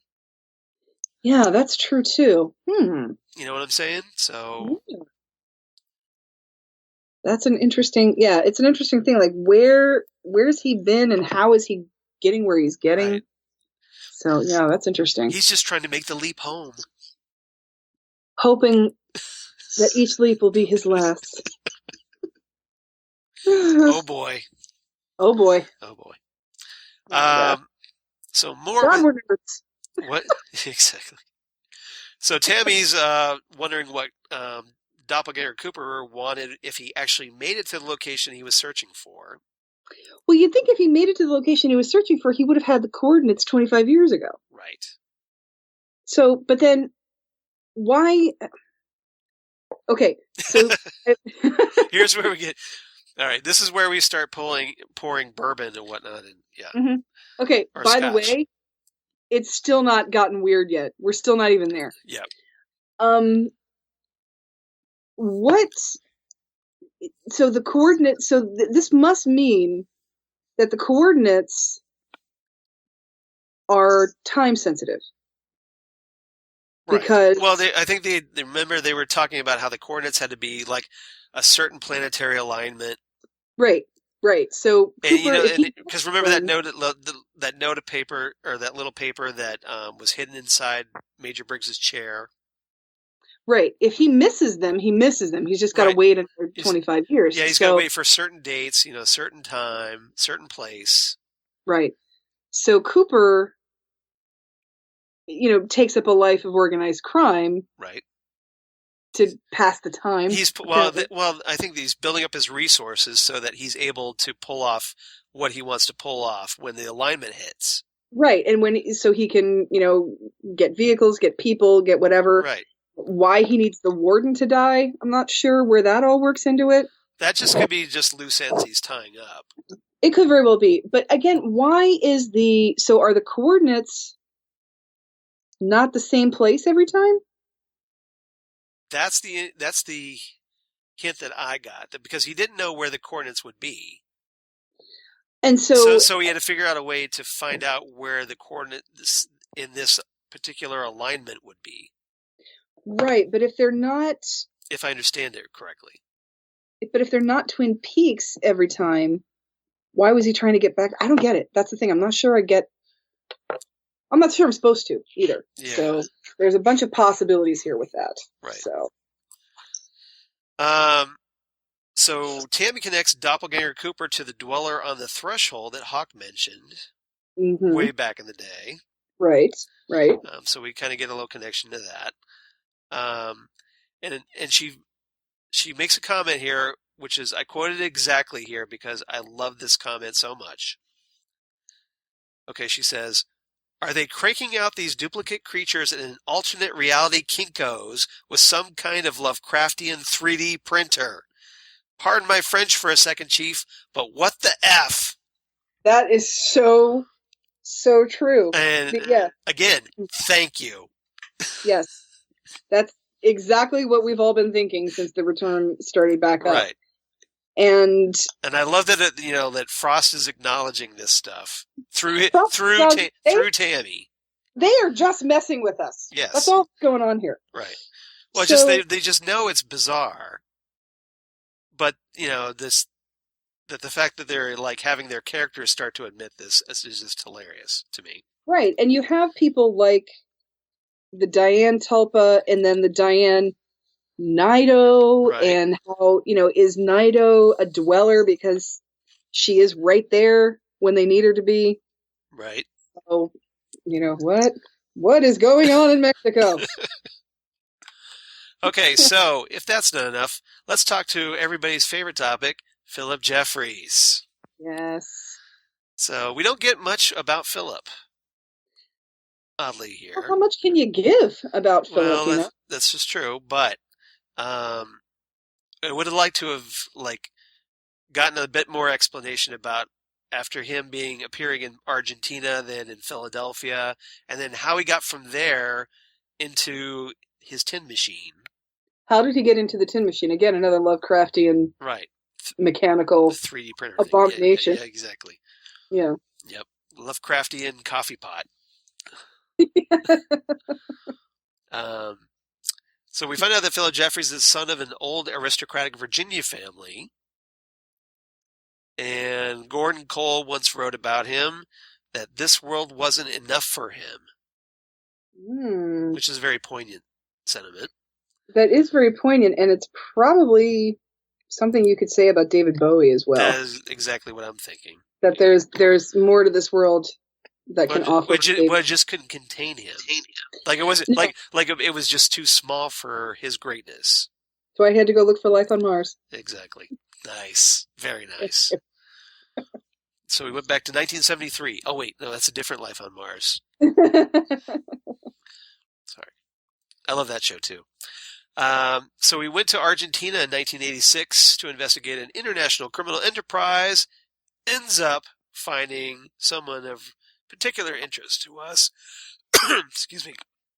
Joudy. We're not going to talk about. Well, actually, we are going to talk about Joudy. We're going to talk about Joudy. We're going to put her in it. Yes, we are. And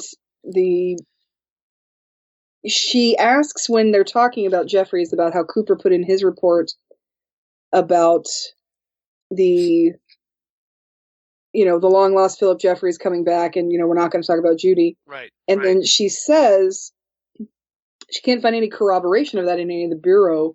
She said, "Did you have them erased?" And that's the thing, that it just never happened. He was never here. Right. So it was some sort of loop that they all experienced, but it's a bootstrap paradox. Yeah. So I don't necessarily think that Cole had to do anything. I think everything got erased and the traces of it were removed just from the event itself happening. Right. So we go to a chapter named Joudy, appropriately enough. So we find out that carved into the wall in Jeffrey's hotel room in Argentina was the words Joudy, Joudy, Joudy, near the telephone, because electricity. And Joudy is the name of an ancient entity in Sumerian mythology. This is where we finally get explanation of what the hell Joudy is. Sumerian, not Babylonian. Yeah, Sumerian. Yeah, exactly. Very nice. Dating back to 3000 BC, a species of wandering demon, also known as a Nutuku, that had escaped from the underworld, and this is where we go all X-Files. And we don't even have Denise Bryson nearby. That had escaped from the underworld and roamed the earth. Walk the earth like Kane in Kung Fu. You're going to be a bum. Because without a job, residence, or legal tender, that's what you are. You're a effing bum. I'll just be Jules, Vincent. Yep. So they feasted on human flesh. Of course they did. It ripped souls from their victims. Hey, that sounds familiar. Mm-hmm. They thrived feeding on human suffering. Again, that sounds very familiar. Probably have yeah, who does that remind me of? You've been through. Exactly. So Joudy was female and Baal was male. Right, which is, we've heard of Baal and right. other pagan legends. Exactly. So apparently they talk about here is like if they happen to unite on Earth, their marriage would cause the end of the world. And now it looks like it may actually happen. Right. To go back to Ghostbusters. Yeah. We have got to get these two crazy kids together. Be good. For goodness sake. Whoa, somebody's coming. We got to get out of here. We got to talk to a judge or something. Epic. So Baal, of course, became Beelzebub. Mm-hmm. Not Beelzebubba, the Dead Milkman album. The Dead Milkman record, yes. A few centuries later. Known as the devil. Yep, exactly. So, but, so in case you're wondering, so the question now, of course, is pretty much, it seems like it's pretty heavily implied that the experiment is Joudy. Right. Yes. And if we can... Not Sade, the singer. Right. And we have got to get these two together. Yeah, exactly. I think that would be extraordinarily bad, Peter. Gozer the Destructor. God. No. Sorry. Are you the Keymaster? Yes! I'm a friend of his. He told me to meet him here. Sometimes Ghostbusters dialogue just says for you what you're trying to think of the words to say. Who knew there was a Twin Peaks Ghostbuster connection? But yeah, who knew? We figured it out. Zane figured it out. All right. So finally we get some answers. So if you're wondering what the hell Joudy was, that's it. Mm-hmm. Okay. Now, sounds like the making of a really great story. I want to know more about, what happened with Joudy or Joudy or whatever. Do we get it in this book? Nope. I know. Are we getting a season 4? Please. That would be nice. David Lynch, Mark Frost, you know you love us. Could be a really cool movie if you did it, right? Well, we'll see. We'll be happy to read it. Yeah, that would be nice. So, but instead we move on to Ray Monroe. Ray, who was hired by the millionaire to be some sort of an agent for Jeffries, and he only knows he's a voice on the phone, and right. Poor dumbass Ray. Yeah, pretty much. He really Ray ends up getting he thinks he's been recruited by Philip Jeffries. Yeah, no. Nope. nope. Turned out somebody else inside the Blue Rose Task Force. Yup. And Tamley speculates about, well, what if Jeffries had access to portals, as in the vortexes? Well, if Major Briggs can, why wouldn't Philip Jeffries? Yeah, but apparently she wonders if they made him untethered in time, which is just a fancy way of saying unstuck in time. Yeah. So, possibly. Mm-hmm. And we find out that the Dutchman's Lodge matchbook led to an empty space on the highway.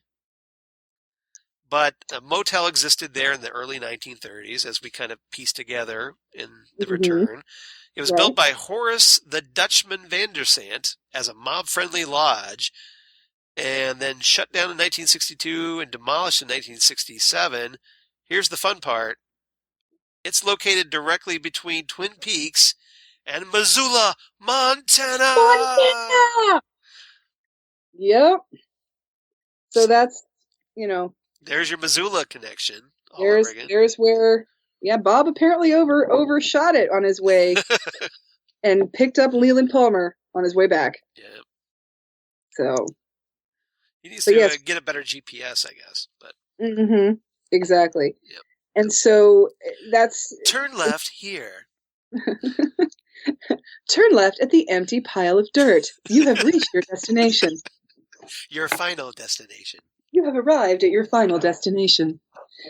So yes, Tammy's thinking that are these portals, do they explain Major Briggs not aging? Do they explain Ray thinking that he's talking to Philip Jeffries? And he knows he's just talking to a voice on the phone that sounds like it's, through some sort of voice box. Yeah. But he's still doing what he does. Whatever for, I don't know. Now, Tammy keeps asking these questions, not really knowing the full picture. We don't know the full picture. We just happen to know more than Tammy does. Well, a little bit more. A little bit, well, just because we've been looking at this since probably before Tammy was born. Exactly. So let's be honest here. But she also mentions what we sort of noticed in Fire Walk with Me, and we talked about this in Fire Walk with Me, that after having seen The Return, Fire Walk with Me is just now this brilliant movie that we never really understood. But she brings up who do you think that is there? Right. When Philip Jeffries sees him. So he's obviously seen something that looks like Cooper before. And, that could explain, that he's mistrustful of Cooper because he only knows doppelganger Cooper. He doesn't know real Cooper. Right. So is that his way of warning them, keep your eye on this guy because something bad's going to happen? Well, that was the kind of, the hint that Philip Jeffries traveled in time. Right. Because he asked, what year is this? Or he's kind of surprised by the year. Well, he's very disoriented and he has no idea. Yeah. He seems to be very deliberately walking into Gordon Cole's office, but then when he gets there, he kind of looks around like, how did I get here? Right. So he has these moments of clarity. Knowing he has to do so. Not even clarity, but when you have those moments where you think, okay, this is what I need to do right now, and I don't quite know why I need to do it, but I'm laser focused on that. Yeah. I think that's what happened to Philip Jeffries. He's like walking really deliberately into that office. Yeah, because he basically walks straight. He streaks out of that elevator like he's he's walking right in. He's like bat out of hell coming out of that elevator. Yeah, like the nurse walking down to pick up Ferris Bueller's girlfriend. Florence Sparrow notified Sloane. Poor little lamb. Exactly. I love that her name is Florence Sparrow. Yeah, Sparrow. Yeah, exactly. Like it can't be, Nightingale, but she's Florence Sparrow. That cracks me up. Yep. Okay, so there's that. We move on to today. Here's where it gets weird. Yeah, weirder. A few weeks into her investigation in Twin Peaks, Tammy writes about a bizarre situation that happened that very day while perusing... Just a few hours ago, perusing past issues of the Twin Peaks Post, as you do, on microfiche. I would do that. Because, hey, it's microfiche. I peruse past issues of Wrapped in Plastic. There you go. On rainy days. Yep. You think they'd have those scanned into PDFs by now, but it's right there on the front page. Yep. Laura Palmer did not die. Yep. So, yeah, because she looks up Cooper's first disappearance in 1989, after he goes into the Black Lodge. But, there's no mention of the murder at all. So, fairly certain I've not misplaced my own mind, I go back and check the corresponding police records, and they tell me this. Laura Palmer disappeared from Twin Peaks without a trace on the very same night when, in the world we thought we knew, it used to be said she died, but the police never found the girl, or if she had been killed elsewhere, her body, or made a single arrest. In every subsequent mention, in addition to the post, the case is still listed as open and pending an investigation. So, at the end of the return, like we saw, Pete wakes up in the morning, he goes down to go fishing, and there's nothing on the beach. Right. So, Cooper did, in fact, change the course of time. He changed the timeline. Now, from this, there's not much to tell us who else's lives that affected. Right. We know that obviously there's going to be ripples throughout. Right. And she's asking the sheriff's department, and that's what they know. I mean, nobody else remembers anything different. Now, Leland Palmer still died. Yeah, we find out that a year later, the 1-year anniversary of Laura's disappearance, Leland commits suicide. Right. So right there's a major difference in the timeline. Apparently, he used a licensed handgun in his car parked near the Great Northern Hotel waterfall. Right. Which you have visited. Which I have visited. It's very beautiful, and it's very high up. Yep. So. But I would think it'd be worth the climb. Oh, it's definitely worth the climb. It's about 1,000-foot hike down to the bottom, but it's definitely worth the climb to do it. It's very beautiful. I would totally do it. So, who does that leave us with in the Palmer family? Yeah, so, we find out also that there were 3 visits to the Palmer house that year, all by Harry, but there's no details of what went on. Well, and I'm assuming it probably has to do with cocaine, prostitution, probably wondering, or Laura stayed out all night again, because again, when a fire like this starts, it is very difficult to put out. So I'm thinking that that's what's going on with that. That there's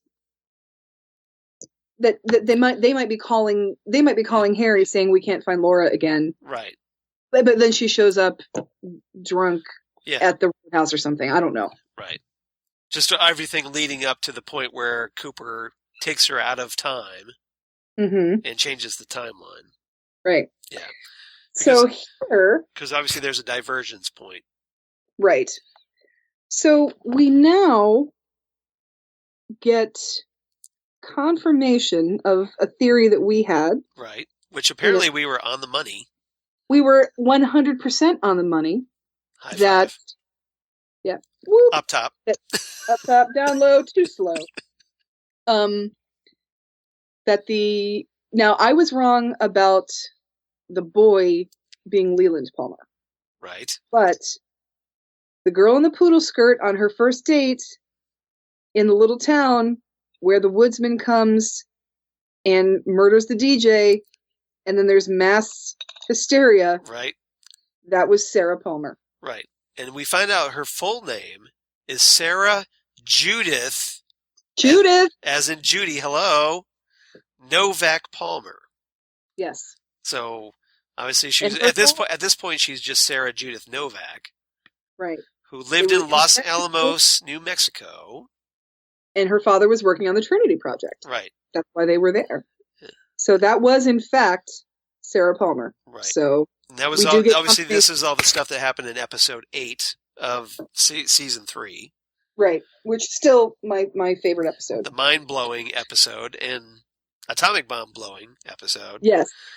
And we also get it tied in with on August 6, 1956, 11 years after the Trinity test, 15 miles outside of the town where the Novaks lived, 2 employees at a nearby radio station were brutally murdered. Got a light? Got a light?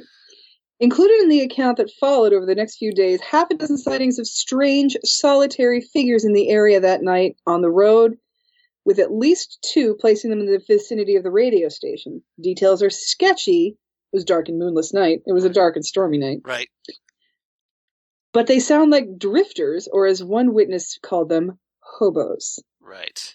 So we know that these are... And that's the line that Gordon Cole used. Yes. So, yeah. So we got confirmation that, yes, it was the woodsman.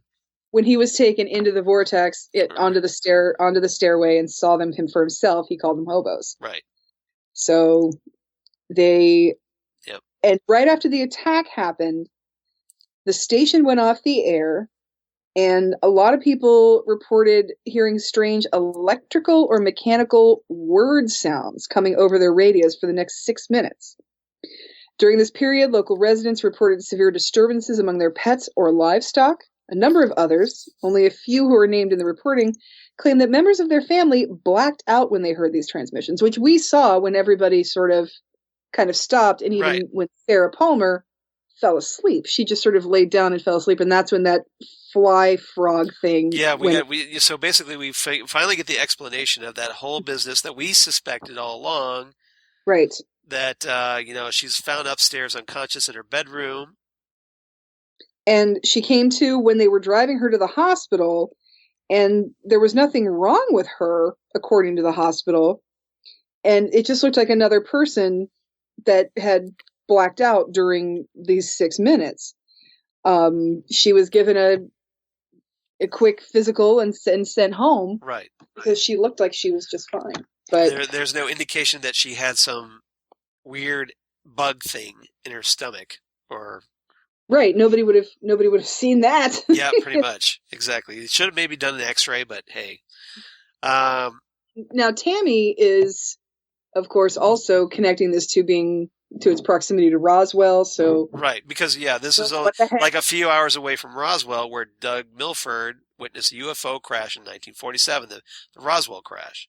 He witnessed the Roswell crash, right? And then we find out, okay, Sarah went to college in Washington State, and this is where she met Leland, and of course later had Laura. Right.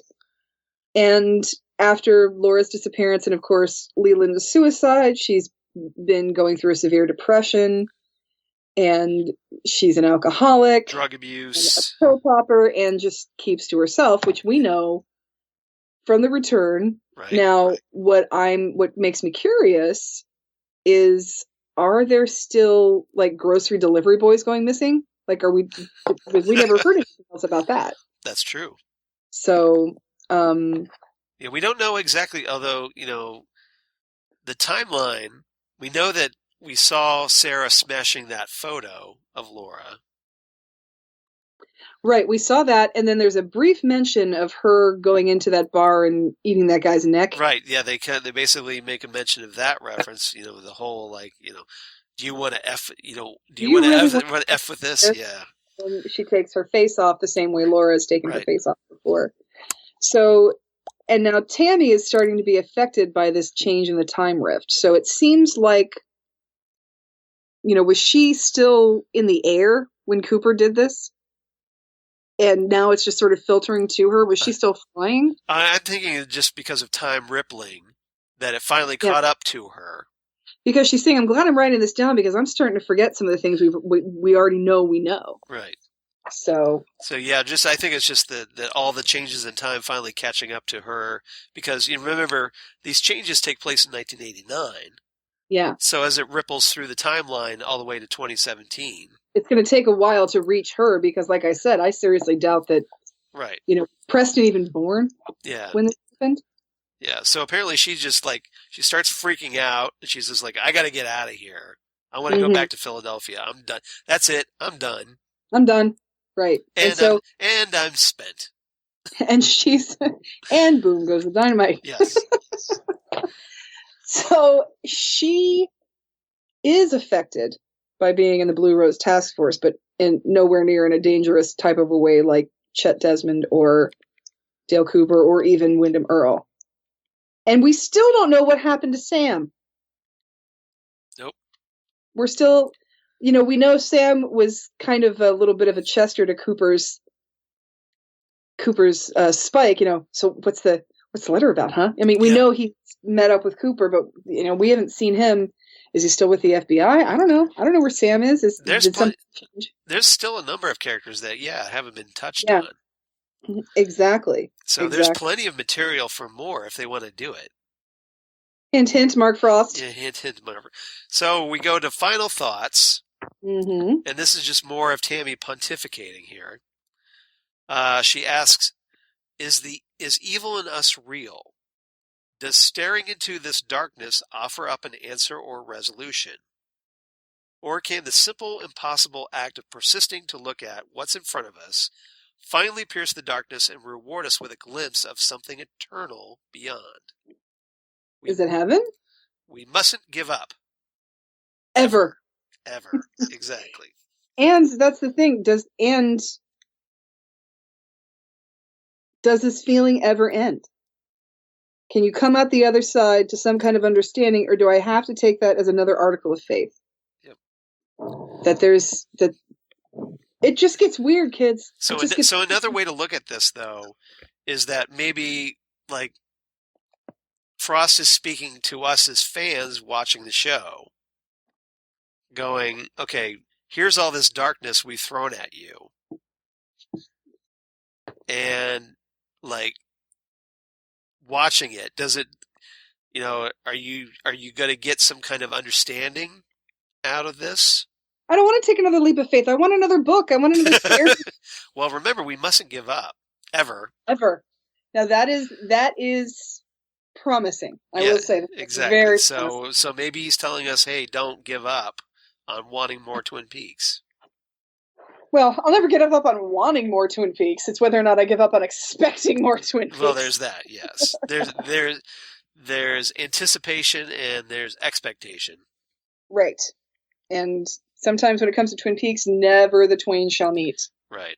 So right now, this is it. Yep. This is all we get at the moment. This is what we got. This skinny little book is what we got, but it certainly packs a wallop. It does. But, Ed and Norma got married. And we finally got some answers. Like, we finally found out what the hell Joudy is. We found out what the hell Joudy is, and we learned what happened to some people, for better or for worse. We know what happened to Annie, even though it's horrible and tragic. We at least know. Right. So, but Leo died. So that's a win there. Exactly. Yeah, that's a win-win. Yeah, exactly. Some characters turned out well. Some characters haven't. Some characters, their fates are kind of left up in the air. Yeah, some people we still aren't sure about. That, some people we don't even know exactly what the hell happened. Like you mentioned with Sam. With Sam or Josie. Or what the hell happened to Chet Desmond? Where did he disappear to? We still don't know where he is. I'm actually surprised we never saw him in the waiting room or at one of their meetings. Or would he have been a woodsman? I don't know what the heck happened. I mean, he could have been something bizarre, like the concierge at one of the motels that Cooper and Diane were at. They checked into the one and then woke up in another. Somebody get Chris Isaac's agent on the phone. Right, or he could have been at Joudy's Cafe. I mean, there were a million places he could have popped up, but he didn't. So I'm wondering what the heck happened to him. Yeah. Now, obviously, my rating. Mm-hmm. I gave it a 9 last time, so of course I'm going to give it a 9 this time. So I give it 9 out of 10 Lovecraftian 3D printers. Lovecraftian 3D printers. I just love that phrasing. That is a pretty good one. Yes. I'm sticking with my 9. Okay. Most definitely. I'm sticking with 9 declarations of being fine. That's very sad, but yeah. That's the thing. It's like I said, it was the one thing. Right. And I like how you connected that to the how's Annie question. That's the thing. She's answering the question that he asked when he got out. How's Annie? How's Annie? Yeah. She's fine. I mean, that she's as fine as she's going to be. And unfortunately, and that is really tragic and really depressing, but that's what we But is she fine, or is that the female expression of I'm fine when something's really not fine? As I know from being married for 20 years. And if a woman says everything's fine, it's not fine. If that's wrong, everything's wrong. It's not even close to fine. If something isn't funny, you better not laugh your ass off. Right.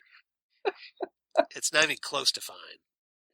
Well, I don't even know if it's that or if it's just dismissive to try and keep him away from her.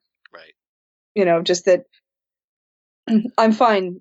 You can go now. Get out. Go away. Or here's a really dark way to take it, because I'm so good at that.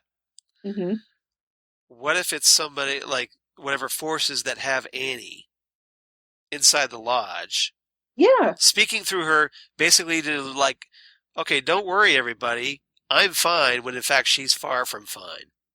That's probably exactly what it is, because we know from Cooper, it struck me as funny, and right. I need to brush my teeth. These entities don't necessarily know how humans operate. So they seem to say things that kind of make sense in the moment, but are just sort of really banal statements. Well, like, they try to, like, assuage everybody's fears. Right. It just struck me as funny, so now I have to brush my teeth. So again, go away and leave me alone. Or like Doppelganger Cooper when he's being interrogated in the prison. When he's trying to say, like, that, like, I am being well treated or whatever, Right, right. What was the thing that he said backwards? Iriv, very Iriv, happy to see you. Yes. That's right. Yeah. And then, even with, I even said that when Diane was there and he said, I knew it was going to be you before the partition was even open. Right.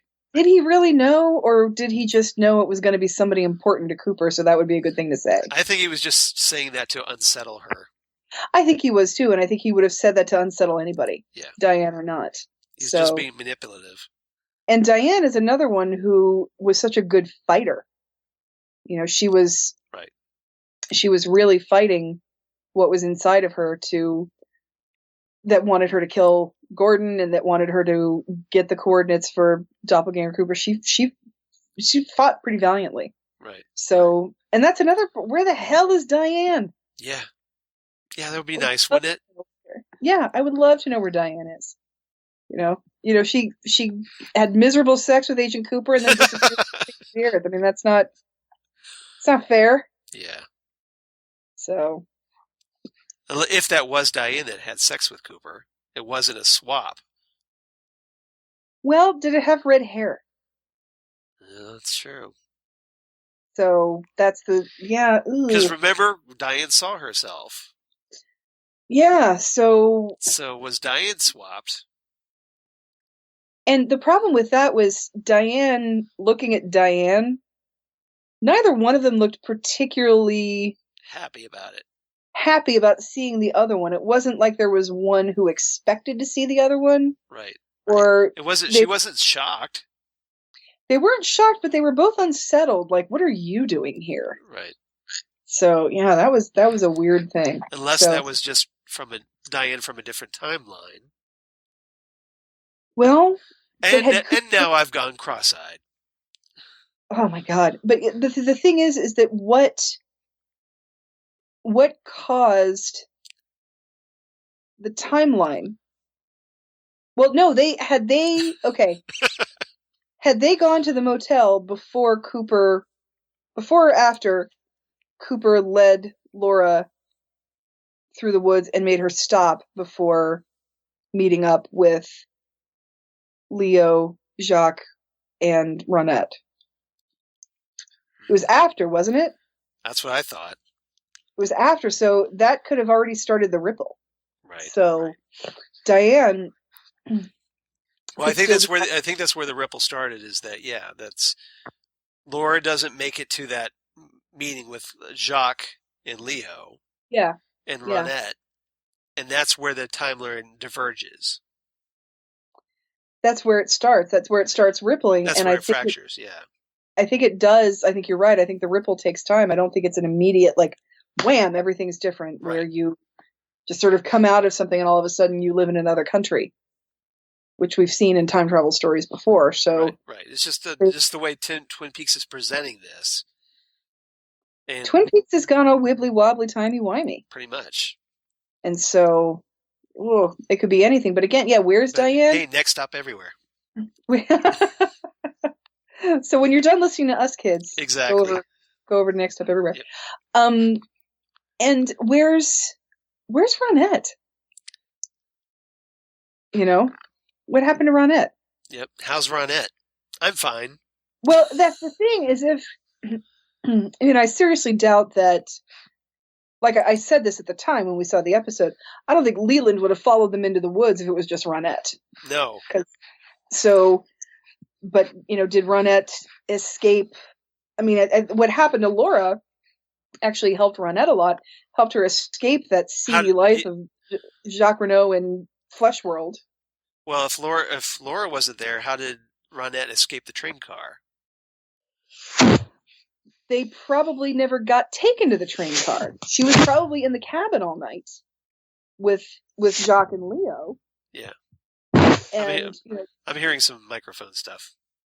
Oh, weird. Okay. Yeah. She probably never made it to the train car, because remember, Leland followed them to the cabin. Yeah. Pulled them out of the cabin and then took them to the train car.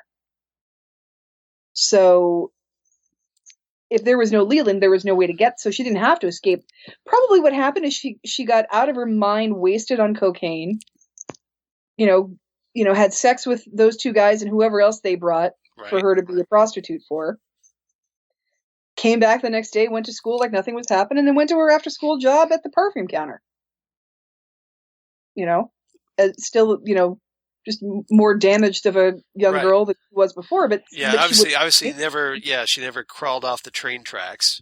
No. None of that happened.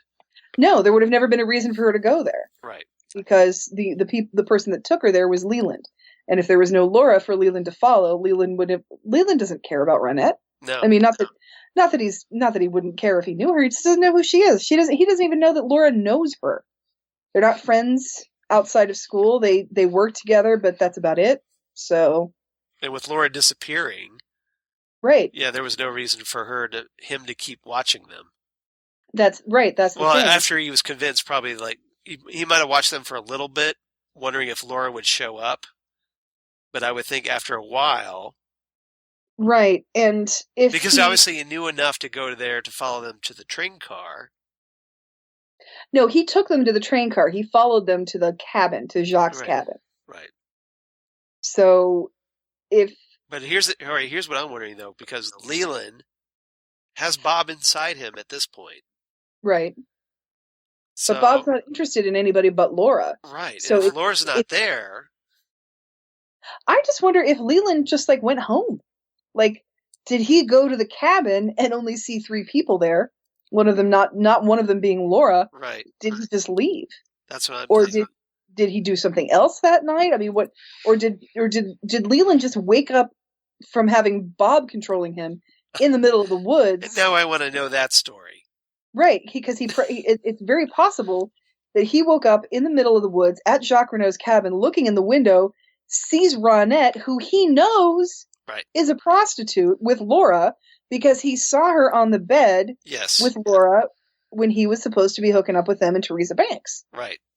So he probably was like, oh my God, it's that other girl. I got to get the hell out of here. Right. So, he probably would have freaked out, went back home, and probably nothing ever would have come of it. Yep.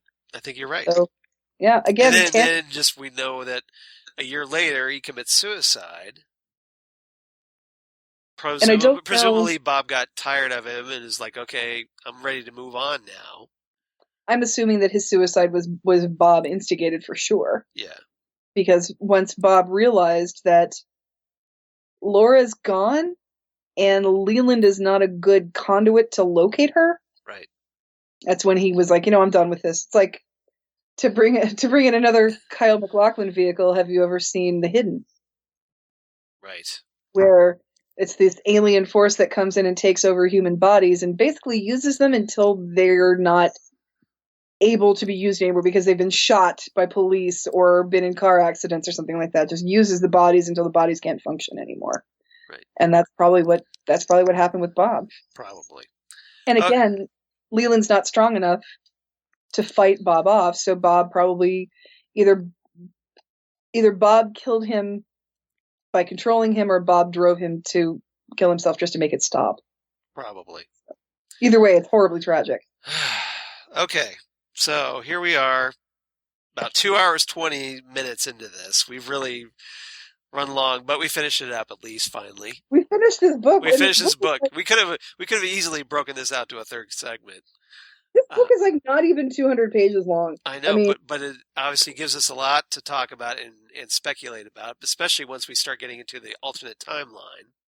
Exactly. And the ramifications of that. So, good gravy. So the question is now, next time on Ghostwood, I presume we're going to talk about the limited event series Blu-ray that you finally got from Amazon. That finally came in the mail. Yes. So presumably we're going to talk about that next, unless you want to talk about something else. We can talk about that, or we can go back to the books and do tapes of Dale Cooper. It's up to you. I'm leaving it up to you. Whatever you're in the mood for. Let's finish out all of our new stuff, and then we can go back and start. Okay, that sounds good.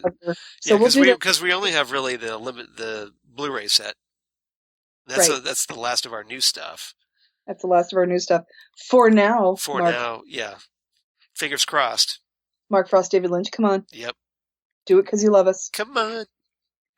Come on. You can do it. Just one more. I just see Laura. Come on, Bob. One more season. Yeah. Exactly. As we smile creepily up at the ceiling fan. As we're walking down the street and we're trying not to smile. Very nice. Because the street is where I'm going. And the yell could last forever. And there was a howl. All right. So, Xan, where on the interwebs can they find you in the meantime when we return in between now and the 2 weeks that we come back to talk about the limited event series? I can be located on Facebook as Xan Sprouse. Yes. And I can be located on Twitter or Instagram as Udinax19. Yes, yes. Udinax, by the way, again, is Xanadu spelled backwards. Right. What about you, Charles? Of course, at Charles Skaggs on the Twitter machine, at Charles Skaggs on the Instagram, Google Plus for all you crazy kids on the Google Plus, Facebook, of course, Charles Skaggs, and my blog of geeky things. Damn good coffee and hot.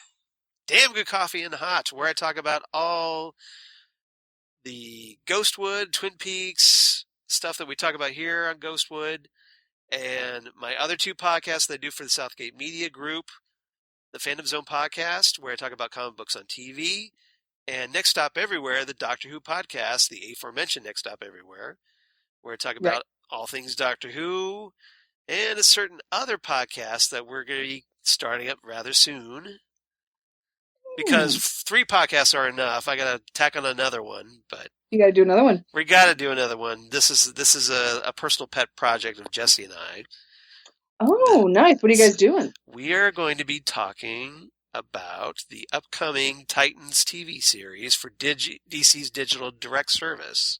Okay, yes, that'll be interesting. Yeah, it's going to be called Titan Talk because once upon a time we belonged to an amateur press association called Titan Talk, where we did all kinds of Titans fan fiction and zines back in the day. Nowadays they'd be called blogs, but back in the day on paper, they were called back zines. when you could have blogs on paper. Yeah, and we did things with staples and copies and whatnot. Speaking of Kinko's, figure out how to collate those pages. That was always hard. Yeah, no Lovecraftian 3D printers though. But so we put those together, and we've been friends ever since. And we swore that if that Titans TV series ever got off the ground, which it looks like it is, we would do Resurrect Titan Talk as a podcast. You guys are just keeping it real with the Titan talk, eh? Yes, we are. So that'll be awesome. So all kinds of old school Titans goodness and Teen Titans goodness, and all the way through the modern day. So we're going to be talking about that. We're launching that very soon. We recorded our first episode, so stay tuned. We'll get all the goodness out. But thanks to everybody who's been listening to Ghostwood on Southgate Media Group, which is also on Facebook, by the way, Southgate Media Group. If you want to take a look around and see what other geeky offerings we have for you. Exactly. You can go to southgatemediagroup.com. But as far as Ghostwood, you can reach us on the Twitter machine at GhostwoodCast or email us. We would love to hear from you. Let us know your theories about this alternate timeline because we got lots of playground here to cover. Seriously. You can reach us at ghostwoodpodcast@gmail.com. Or you can reach us on the Facebook at Ghostwood, the Twin Peaks Podcast. Yep, that's where we are. So please like us and follow us there. We definitely appreciate it. And please rate us on iTunes if you're so inclined. Rate us and subscribe, even if Yep. Even if you don't listen, you gotta delete us for your memory problems. Exactly. On your phone. Just subscribe to us because we're there for you when you need your Twin Peaks geekery. Exactly, and it's all great to have them on your little iTunes and Google Play and all kinds of stuff. So, and I personally, Charles, I think we're nice to drive to. I think so. You know that firsthand because you listen to us in the car. I do. I listen to us in the car. Does Chris listen to us? Has he listened to us? He's been trying to a little bit more now that he has actually watched some Twin Peaks. Right. But back when he didn't really know much about the Twin Peaks universe, he just sort of heard us talking. He didn't hear what we were saying. Same thing with my mother. I say, "So, are you listening?" She's like, "I've tried, honey. I have no idea what you're saying." Well, we are the advanced class. I will give us that. But we are kind of the advanced class of Twin Peaks. So if you understand what the hell we're talking about, tell us because we have no idea what the hell we're talking about. Yeah, we have no idea. Please let us know what we mean. Yeah. We have no idea. So and that's another thing. We do sort of assume that this is going to be for the Twin Peaks fan rather than the Twin Peaks novice, which again was the downfall of Fire Walk with Me, which we are putting right up front that we are not a Fire Walk with Me. We are a Fire Walk with Me. You are not going to listen to us and understand Twin Peaks. If we're going way too advanced, let us know. But But I like to think that a lot of you out there are pretty. You're smart. You've watched the same stuff we have, read the same stuff we have, at least a lot of it. And so, if you haven't read it, we do. I mean, we are talking about things that are still available, that are in print, that are new. So, and if you want to know where we found our theories, where we figured that stuff out, then let us know, and we'll tell you. Well, back in '93 when I was home from school, or back in '95 when I was in college and watching the reruns on Bravo again.